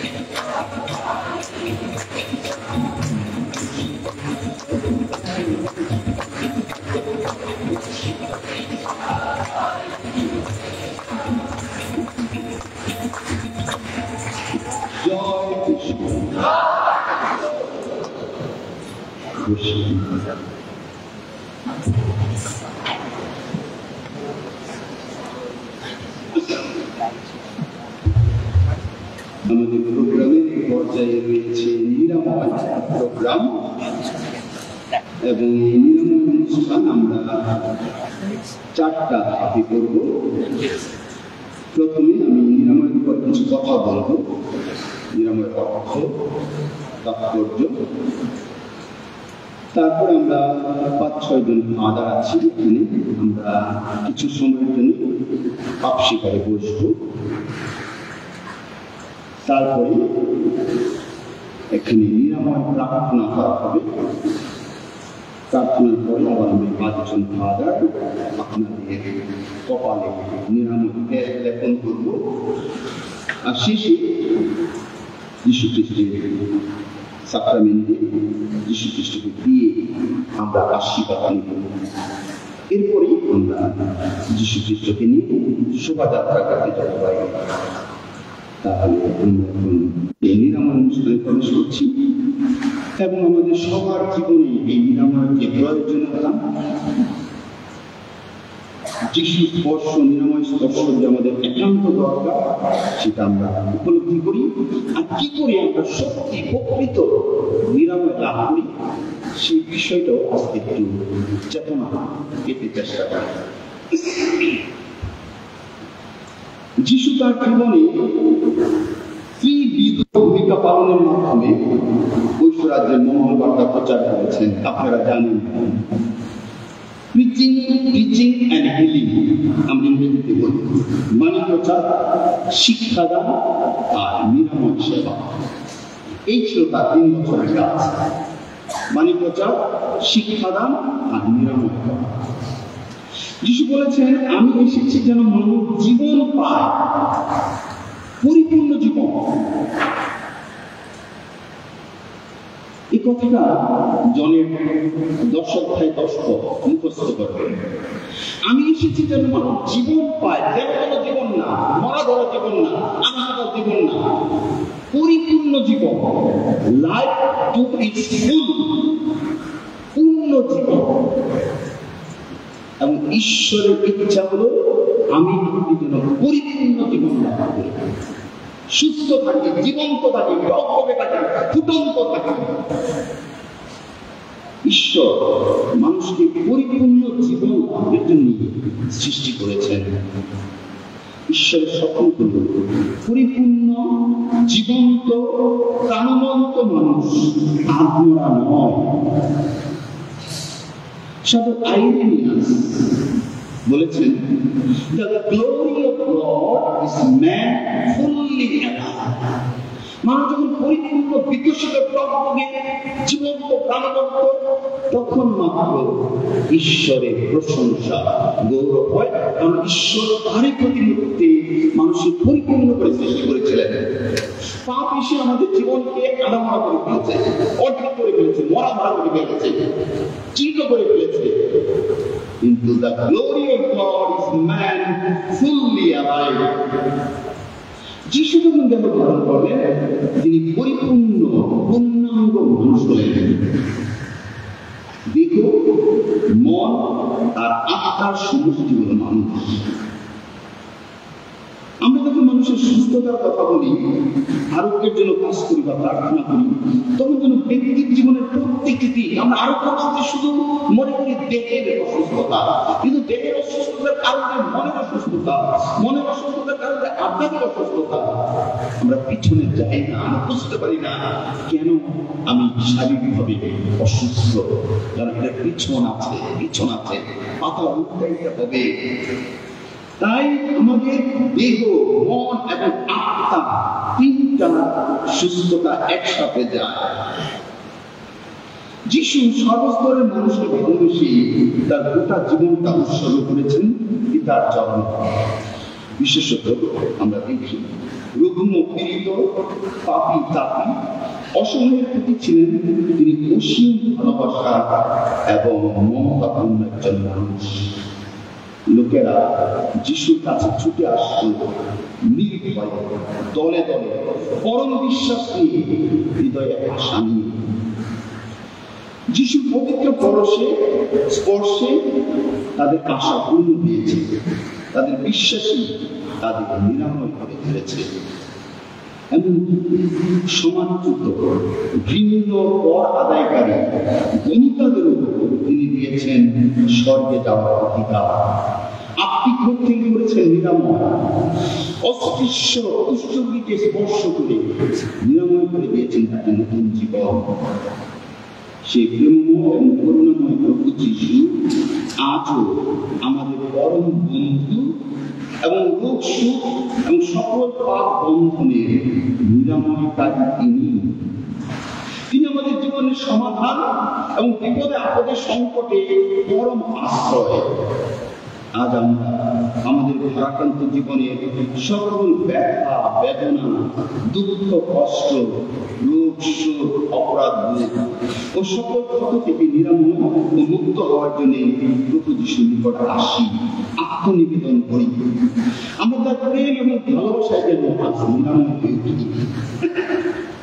তার শুনি আমরা আমাদের জীবনের সার্বিক নিরাময় লাভ করতে দেহ, মন, আত্মায় প্রস্তুত হয়ে উঠি।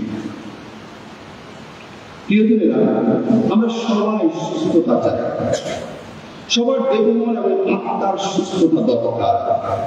মঙ্গল সমাজের লেখা আছে, সেদিন সন্ধ্যাবেলা সূর্যাস্তের পর সেখানকার যত অসুস্থ অপদূতে পাওয়া লোককে যিশুর কাছে আনা হলো। সমস্ত শহরটা যেন তখন দরজার সামনে ভেঙে পড়ল। মার এক অধ্যায় 32 আর 33 পদ। তাই যিশু বলে সে বড় নিরাময়কারী। চিটাগাঙ্গে আমাদের একটা ক্লিনিক আছে, ফাদার ক্লিনিক অথবা ওখানে যে ফাদার কাজ করতেন, ওনার নাম ফাদার বিদেশি ফাদার। উনি ভালো ডাক্তার, উনি ডাক্তার ছিলেন, কিন্তু যে রোগীরা আসতো, অনেক রোগী আসতেন, আর উনি ওষুধ দিতেন আর রোগীদের বলতেন, I give medicine but God gives cure. আমি ওষুধ দিই, সুস্থতা দেন ঈশ্বর। I give medicine, God gives cure. এবং রোগীরা ওষুধ শুধু নিতেন না, ঈশ্বরের নিরাময় নিতেন, আর তারা আশ্চর্য রূপে সুস্থ হয়ে যেতেন, কারণ ঈশ্বরের সুস্থতার উপর তারা বিশ্বাস করতেন। কিন্তু আমরা সুস্থতার জন্য ডাক্তারের কাছে যাই, একটু সমস্যা হলে ফকির বাড়ি যাই, কবিরাজ বাড়ি যাই, ওই শয়তানের শরণাপন্ন হই, তাবিজ করি, কবচ লাগাই, চাই পড়া খাই, পানি পড়া দিয়ে মাথা ধুই। বিভিন্নভাবে এই অপশক্তির দাসত্বের মধ্যে পড়ি। যিশুর কাছে যাই না, সুস্থ স্বাধীন হই না, কারণ যিশু হলেন পরম আরোগ্যদাতা, পরম নিরাময়কারী। কৃষ্ণের প্রিয়জনেরা, আজকে আমরা সেই যিশুর নিরাময় স্পর্শ পেতে চাই, যে যিশুকে স্পর্শ করার জন্য লোকেরা হুমকি খেয়ে পড়ছে। অনেকের মধ্যে চিন্তা ছিল যে আমি তার পোশাকে স্পর্শ করতে পারি, আমি সুস্থ হয়ে যাব। 12 বছর অবস্থায় ঢোকা সেই নারীটি পোশাক স্পর্শ করে নিরাময় লাভ করেছেন। 38 বছর ধরে সেই জলকুণ্ডের ধারে পড়ে থাকা লোকটি যিশুর সান্নিধ্যে 38 বছর পরে সুস্থতা লাভ করেছেন। আমরা যারা খ্রিস্টান, আমাদের জন্য নিরাময়ে দুটা সংস্কার আছে। একটা হলো অনুতাপ এবং পুনর্মিলন সংস্কার, আর দ্বিতীয়টা হলো রোগী লেপন সংস্কার। আমরা অনেক সময় বুঝতেও পারি এটা পাপ স্বীকারকে নিরাময় সংস্কার। আমরা মনে করি মরার আগে একবার রোগী লেপন নিতে পারলি, নামও দিয়েছি রোগী লেপন, একবার নিতে পারলি আমি ডাইরেক্ট লাইনে স্বর্গে চলে যাবো। কিন্তু পৃথিবীতেই তো আমি মরার জীবনযাপন করছি, অর্থনীত জীবনযাপন করছি। প্রথম যে সংস্কার সেটা হলো অনুতাপ ও পুনর্মিলন সংস্কার। যিশু বলেছেন, সুস্থ সবল যারা তাদের তো চিকিৎসকের কোনো প্রয়োজন হয় না, প্রয়োজন হয় তাদেরই ব্যাধিগ্রস্ত যারা। মঙ্গল সমাচারে বিশেষ ভালোবাসা এবং ক্ষমা আমরা দেখি জাতীয় মাগদালেনার মারিয়া সমাজের স্ত্রীকে প্রতি যারা সমাজে পাপী বলে পরিচিত এবং ঘৃণিত। খ্রিস্ট ধর্ম হল ক্ষমার ধর্ম। খ্রিস্ট ধর্মে ক্ষমাটাই শেষ কথা, প্রেমের ক্ষমতায় ক্ষমা। প্রতিটি মানুষের জীবনে ক্ষমার প্রয়োজন, কারণ ক্ষমা নিরাময় আনে, ক্ষমা নিরাময় আনে, সুস্থতা বলা হয়। Forgiveness is relief. ঈশ্বর আমাদের ক্ষমাশীল পিতা, তিনি এই ক্ষমাদানের ক্ষমতা এবং অধিকার তার প্রেরিত শিষ্যদের মাধ্যমে যাজকদের উপর ন্যস্ত করেছেন এবং পুনর্মিলন সংস্কারের মধ্য দিয়ে তিনি এই ক্ষমার আশীর্বাদ আমাদের দান করেন। প্রিয়জনেরা, দাদা তুষার বলেছেন, আমরা জানি যে আমরা জুবলি বর্ষে আছি। এই জুবলি বর্ষ হলো মনগুলিতে একটা অনুভবের বছর। জুবলি বছর কি এটা ভাগ্যান ব্যাখ্যা করে আমাদের বলেন, জুবলি বর্ষ হলো পাপের ক্ষমার বছর, প্রতিপক্ষের সাথে পুনর্মিলনের বছর, মন পরিবর্তন ও পাপ শিক্ষার সংস্কার গ্রহণের বছর, এবং সবার সাথে মিলন, আশা, ন্যায্যতা এবং আমাদের ভাই বোনদের সাথে আনন্দ সহকারে ও শান্তিতে ঈশ্বরের সেবা করতে সংকল্পবদ্ধ হওয়ার বছর। তাই জুবলি বর্ষ একটি আশার বছর, যা খ্রিস্টের পৃথিবীতে আগমনের একটি বিশেষ অনুগ্রহের সময়। এটি ঈশ্বরের সাথে, একে অন্যের সাথে এবং বিশ্ব সৃষ্টির সাথে আমাদের যথাযথ সম্পর্ককে আবার পুনঃস্থাপনের সময়। ক্ষমার অভাবে আমরা অসুস্থ হয়ে পড়ি। আবারও বলছি, ক্ষমার অভাবে আমরা বেশিরভাগ অসুস্থ হয়ে পড়ি। এই জুবলি বর্ষে একটি প্রধান দাবি হল ঐশ্ব ক্ষমা লাভ করা এবং ভাই মানুষের সাথে আমাদের ক্ষমাদানের মাধ্যমে পুনর্মিলিত হওয়া। আমি বলি যে Christianity is build on forgiveness. খ্রিস্ট ধর্মটা ক্ষমার উপরে প্রতিষ্ঠিত। খ্রিস্ট ধর্মের ক্ষমাটাই শেষ কথা, এবং সেই ক্ষমা হল প্রেমের ক্ষমতায় ক্ষমা। প্রিয়জনেরা, ক্ষমা দুর্বল মানুষ ক্ষমা করতে পারে না। ক্ষমা করার জন্য ক্ষমতা লাগে। শক্তিমানের কৌশল হল ক্ষমা। আমি কয়েক জায়গায় মজা করে বলেছি, আমরা কেন কয়ের পরে ক্ষমাকার না লিখি না কেন? ক্ষমা কি সমস্যা? আমি যদি ক্ষমাকারের মা না ক্ষমা লিখতাম, কেন লিখলেন? ক্ষমা লিখতে আমরা পেঁচাই কেন? পেঁচাই না? আমি জানি না কি লিখে নাকি জানি না, এরকম পেঁচাই না কেন ক্ষমা লিখি? ক্ষমাটা খুব কঠিন বিষয়, এত সুন্দর বিষয় না। এই জন্য আমরা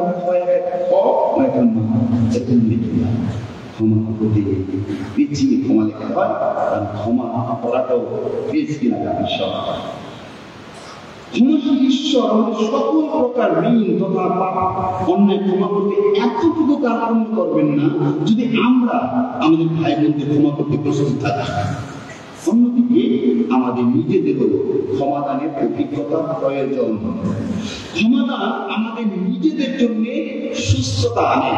In the process of forgiving, we are the one who get healed. যখন আমি কাউকে ক্ষমা করি, আমি প্রথমে সুস্থ হই। তার কি লাভ হয়, তার কি উপকার হয় আমি জানি না।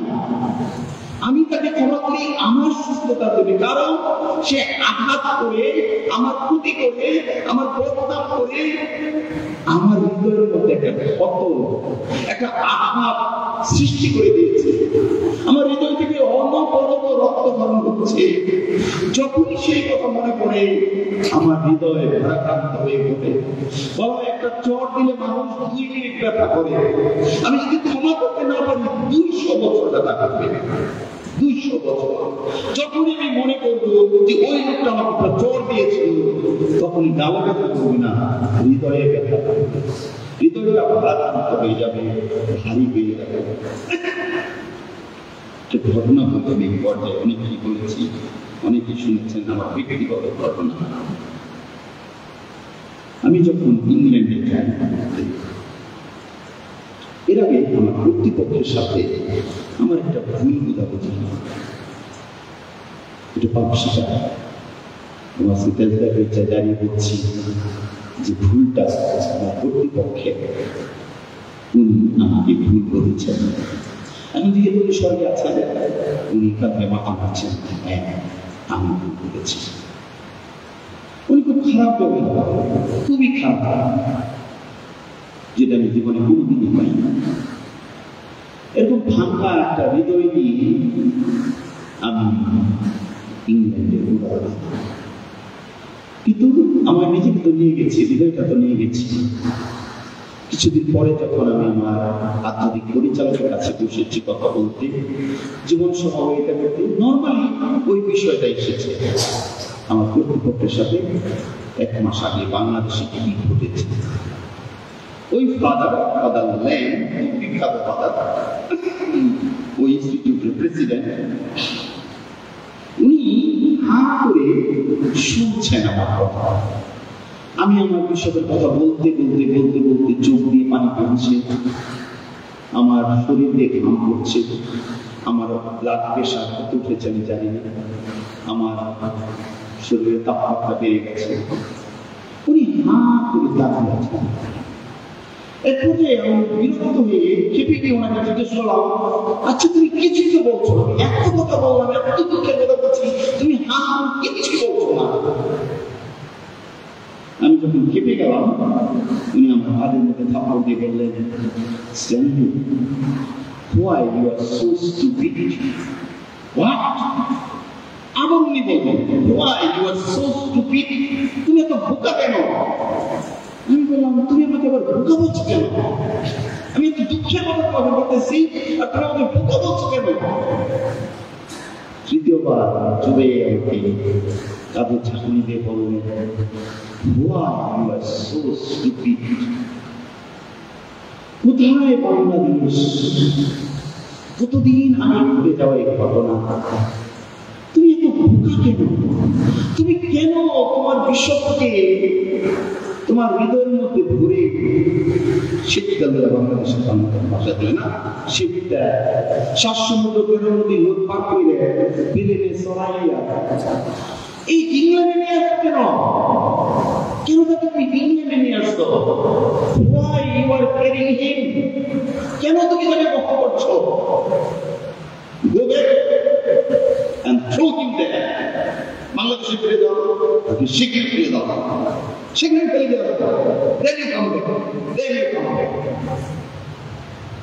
Why you are carrying unnecessary burden? কেন তুমি অপ্রয়োজনীয় বোঝা বহন করছো? কেন কেন তুমি তার হাতের মধ্যে পুতুল কাটা দিয়েছো? তোমার হৃদয়ের মধ্যে বসে বসে তোমার হৃদয়ের মধ্যে চাইতে আর তুমি তাকে দুঃখ দিচ্ছ প্রতিদিন। Go back and throw him there. মনে মনে বললাম, বাংলাদেশে সেই অ্যাডভার্টাইজ ছিলাম বোকা, হইলাম বুদ্ধি। সে কে? আমি কেন তাকে গ্রহণ করবো? আমি যখন জিজ্ঞেস করলাম, উনি আমাকে বলছেন সে কে? আমি বললাম আমার বিষয়। আমি কি? তোমার বিষয়। কেন তুমি অধিকার দিচ্ছ তোমার জীবনকে ক্ষতি করতে, তোমাকে কষ্ট দিতে, তোমাকে সবসময় যন্ত্রণা দিতে? তুমি কেন তাকে ক্যারি করছো? যতক্ষণ পর্যন্ত তুমি তার ভিতর থেকে তাকে বাইরে বের করতে না পারবে, ফেলে দিতে না পারবে, ততক্ষণ পর্যন্ত সে তোমার ভিতর বিভিন্ন করতেই থাকবে, করতেই থাকবে। এরকম মানুষ আমাদের জীবনে অনেক আছে। আর আমরা বোকা তাদেরকে আমাদের হৃদয়ে সেটা রাখি। তারা সে তোমার কাছে এসে ক্ষমা চায় না, সে ক্ষমা চাইবে না আপনার কাছে কোনোদিন। তার তো কিছু চাই আসবে না, আপনি তো কষ্ট পাচ্ছেন, আমি তো কষ্ট পাচ্ছি। সে কবে এসে ক্ষমা চাবে? আমি তার মন পরিবর্তনের জন্য প্রার্থনা করছি, আমি চেষ্টা করি তাকে ক্ষমা করি। যিশু মতো বলি, পিতা কি করছেন তারা? অনেকে আমাকে আঘাত দিয়েছে, সে জানিও না সে আমাকে আঘাত দিয়েছে, বুঝতেও পারে না। অনেকে আমাকে আঘাত দিয়েছে, সে মরে একদম পৌঁছে গেছে, স্বর্গে চলে গেছে বা নরকে চলে গেছে, কিন্তু সেই ব্যথা স্টিল আমি আজও তো সেই ব্যথা গ্রহণ করছি। অনেক মানুষ মরে গেছে, আপনি স্মরণ করে দেখুন, কত মানুষ আপনাকে ব্যথা দিয়েছে, তারা পৃথিবীতে নেই। অনেক মানুষ দূরে সরে গেছে, অনেক মানুষ বুঝেইনি আপনি কথা ব্যথা পেয়েছেন, আমি কষ্ট পেয়েছি। কোন আশায় বসে থাকবো? তারা এসে কবে ক্ষমা চাইব আর আমি ক্ষমা দিব। শিশুদের প্রিয়জনেরা, এই ক্ষমার অভাবে আমরা শেষ হয়ে যাই। বলা হয়, conclusion is clear. Revenge is not sweet but bitter, while forgiveness and reconciliation takes the heart away. Forgiveness is so fundamental that without it, life cannot carry on. ক্ষমা ছাড়া জীবন চলতে পারে না, জীবনের গতি থেমে যায়। এরপর আরেকটা কথা আছে, যে ক্ষমা করতে পারে না সে প্রার্থনা করতে পারে না। যে ক্ষমা করতে পারে না সে প্রার্থনা করতে পারে না। অন্তরের রাগ, ক্রোধ, আক্রোশ, প্রতিহিংসা নিয়ে আমরা সত্যিকার অর্থে প্রার্থনা করতে পারি না। ক্ষমা ছাড়া প্রার্থনা করা সম্ভবপর নয়। ক্ষমা হল প্রার্থনা পূর্ব শর্ত। যিশু কেন শত্রুকে ক্ষমা করতে বলেছেন, কি কারণ? এই ব্যাপারে মার্টিন লুথার কিং, যে নিগ্রোদের অধিকার আন্দোলনের নেতা, তিনি তার বই I have dream I love my enemy, এই বইতে 3টি কারণ উল্লেখ করেছেন কেন শত্রুকে আমাদের ক্ষমা করতে হবে। উনি বলেছেন, ঘৃণার বদলে ঘৃণা দিলে আমরা ঘৃণাকে আরো বাড়িয়ে দিই এবং তারকাশূন্য এক রাতের অন্ধকারকে আরো ভালো করে দিই। দ্বিতীয়, ঘৃণা আত্মাকে বিকৃত করে, আমাদের ব্যক্তিত্বকে নষ্ট করে। ঘৃণা একটা গুপ্ত ক্যান্সার রোগের মতো, ধীরে ধীরে আত্মাকে ক্ষয় করে এবং জীবন্ত সত্তাকে ধ্বংস করে ফেলে। তৃতীয়, ভালোবাসাই হল সেই একমাত্র শক্তি যা একজন শত্রুকে একজন বন্ধু বানাতে পারে। তাই এই মার্টিন লুথার কিংয়ের পরামর্শ শুনে আমরা যেন এই ক্ষমা করার জন্য নিজেকে প্রস্তুত করি। দৈনন্দিন জীবনে প্রতিবেশীর সাথে আমাদের দ্বন্দ্ব, ঝগড়া, মনোমালিন্য, কথা বলা বন্ধ, অন্যের ক্ষতি করার চেষ্টা, কখনো কখনো সামান্য ঘটনায় মারামারি পর্যন্ত ঘটে। আর এইসব অপ্রত্যাশিত ঘটনার ফলে আমার মধ্যে রাগ, ক্ষোভ, ক্ষমাহীনতা সৃষ্টি হয় এবং এইসব অনুভূতিগুলোকে আমরা মাসের পর মাস নিজেদের মধ্যে পুষে রাখি, হৃদয়ের মধ্যে পুষে রাখি। সাম্প্রতিককালে বিভিন্ন মনস্তত্ত্ববিদদের, সাইকোলজিস্টদের গবেষণায় পাওয়া ক্লিনিক্যাল প্রমাণ পাওয়া গেছে। আমি যে কথাগুলো বলছি এটা ল্যাবরেটরিতে প্রমাণিত কথা, এটা আমার কথা না, থিওলজির কথা না, এটা ঈশ্বরের কথা না, এটা প্রমাণ, সায়েন্সের প্রমাণ। ক্ষমা করতে না পারা মানুষের জন্য খুবই মারাত্মক প্রতিক্রিয়া সৃষ্টি করে। ক্ষমা করতে না পারলে মানুষের মধ্যে খুবই মারাত্মক প্রতিক্রিয়া সৃষ্টি হয়। 2021 খ্রিস্টাব্দে 3 বছর 4 বছর আগে জন হপকিন্স বিশ্ববিদ্যালয়ের সাইকিয়াট্রি এবং বিহেভিয়ারাল সায়েন্স বিভাগের অধ্যাপক কারেন্স টুয়ার্ডস তার নাম। তার গবেষণার মধ্যে দেখতে পান ক্ষমা না করার ফলে যেমন আমরা মানসিক এবং আবেগিকভাবে কষ্টে থাকি, এটা তো থাকি মানসিক এবং আবেগিকভাবে কষ্টে থাকি, তেমনি উচ্চ রক্তচাপ, ইংরেজি হলো high blood pressure, heart attack, এটার বাংলা করতে হবে, heart failure, brain stroke, cardiac arrest, diabetes এবং শরীরের রোগ প্রতিরোধ ক্ষমতা কমে যায় শুধু ক্ষমা করতে না পারা। আবার বলছি, উচ্চ রক্তচাপ, heart attack, heart failure, brain stroke, cardiac arrest, diabetes এবং শরীরের রোগ প্রতিরোধ ক্ষমতা কমে যায়। এখন যদি আমি প্রশ্ন করি, এই ইদানিং যে সমস্ত মানুষ মারা যাচ্ছে, বেশিরভাগ মানুষ কিন্তু এই সমস্ত রোগে মারা যাচ্ছে। বেশিরভাগ মানুষ মারা যাচ্ছে এই রোগের মধ্য দিয়ে, এবং তার একটা বড় কারণ তাদের হৃদয়ের মধ্যে অনেক অক্ষমা, আমাদের হৃদয়ের মধ্যে অনেক অক্ষমা হয়তো জমা আছে। অন্যদিকে ডক্টর ফ্রেড রাস্কিন তার আরেকটা বই নাম হলো ফরগিভ ফর গুড, এই বই লিখেছেন যেসব মানুষকে ক্ষমা করতে শেখানো হয়, যারা ক্ষমা করতে পারে, যাদের ক্ষমা করতে শেখানো হয়, তাদের রাগ কম, তারা অন্যদের তুলনায় বেশি আশাবাদী, তারা কম হতাশ, কম উদ্বিগ্ন, তাদের মানসিক চাপ কম, তারা বেশি প্রত্যয়ী এবং তারা অন্যদের চাইতে নিজেদেরকে বেশি গ্রহণ করতে ও ভালোবাসতে পারে। তাহলে আমরা দেখছি যে পবিত্র বাইবেল এবং চিকিৎসা বিজ্ঞান উভয়ই আমাদের ক্ষমা করা এবং ক্ষমা চাওয়াকে উৎসাহিত করে। ক্ষমাদানের শক্তি লাভের জন্য অনেক প্রার্থনা করতে পারো। আজকে আমরা প্রার্থনা করছি, এই জন্য আজকে আমরা ক্ষমা লাভ করব। ক্ষমা নিরাময় হবে। কোথায় কোথায় আমার জীবনে ব্লক রয়েছে, কোথায় কোথায় আমার জীবনে ঈশ্বরের কৃপা প্রবেশ করতে পারছে না, আমার হৃদয়ের মধ্যে কি ওপেন হার্ট সার্জারি করতে হবে নাকি রিং লাগাতে হবে? ক্ষমা আমাদের জীবনের সবচেয়ে কষ্টকর বিষয়। এই জন্য ছাত্রদের অঙ্ক বিষয়ের মধ্যে বেশিরভাগ ছাত্রই অঙ্কে ফেল করে। আমরা এই সাবজেক্টে ক্ষমা করার ব্যাপারে আমরা ফেল করি, কারণ ক্ষমা করা ঈশ্বরের কাজ। শুধু ঈশ্বরের কৃপার শক্তিতেই অন্যকে ক্ষমা করা সম্ভব, নিজের ক্ষমতা বলে তো নয়। তবু ক্ষমা করার একটা প্রসেস আমি আজকে আপনাদের বলবো, ছোট্ট একটা process.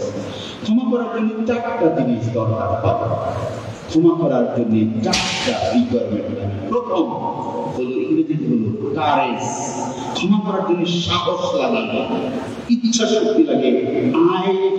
I'll forgive him, I'll forgive her। Courage লাগবে ক্ষমা করার জন্য, ইচ্ছা শক্তি। দ্বিতীয় হলো কমিটমেন্ট লাগবে, আমি তাকে ক্ষমা করবো, এই সিদ্ধান্ত, আমি তাকে ক্ষমা করবো, একটা সিদ্ধান্ত নিতে পারবো। তৃতীয় হলো প্রচেষ্টা, আমি তাকে ক্ষমা করার জন্য চেষ্টা করবো। পোপ ফ্রান্সিস বলেছেন, তোমার শত্রুকে প্রথম ক্ষমা করার আগে তুমি তার মঙ্গল প্রার্থনা করো, তার মধ্যে ভালো গুণগুলো দেখো, শুধু খারাপ দিকগুলো দেখো না। এটা হলো প্রচেষ্টা। তাকে দেখে একটা গুড মর্নিং বলো, তাকে এড়িয়ে চলো না, একটা প্রচেষ্টা চালানো। আর শেষে অবশ্যই ঈশ্বরের কৃপা। তাই ক্ষমা করতে আমার ইচ্ছা, সিদ্ধান্ত, আমার প্রচেষ্টা এবং ঈশ্বরের কৃপা, এই 4টার সংমিশ্রণে একটি ক্ষমার প্রক্রিয়া। ক্ষমা একটি লম্বা প্রক্রিয়া, ক্ষমা কোনো ঘটনা নয়। ক্ষমা করার জন্য অনেক ক্ষমতা প্রয়োজন। দুর্বল মানুষ ক্ষমা করতে পারে না। শেষে ক্ষমার জন্য যে সাক্রামেন্ট, সেটা হলো সাক্রামেন্ট অফ রিকনসিলিয়েশন বা পুনর্মিলন সংস্কার। কিছুক্ষণ পরে আমরা সেই সংস্কারে যাব। যখন বসবেন বিভিন্ন জায়গায়, আমরা কিছু সময়, 20 মিনিটের মতো সময় আমরা পাপ শিকারে যাব। সিম্বলিক্যালি যতটুকু অস্বীকার করতে পারি, আর স্পিরিটুয়ালি আমরা অন্য সত্তায় সবাই পাপ স্বীকার করবো।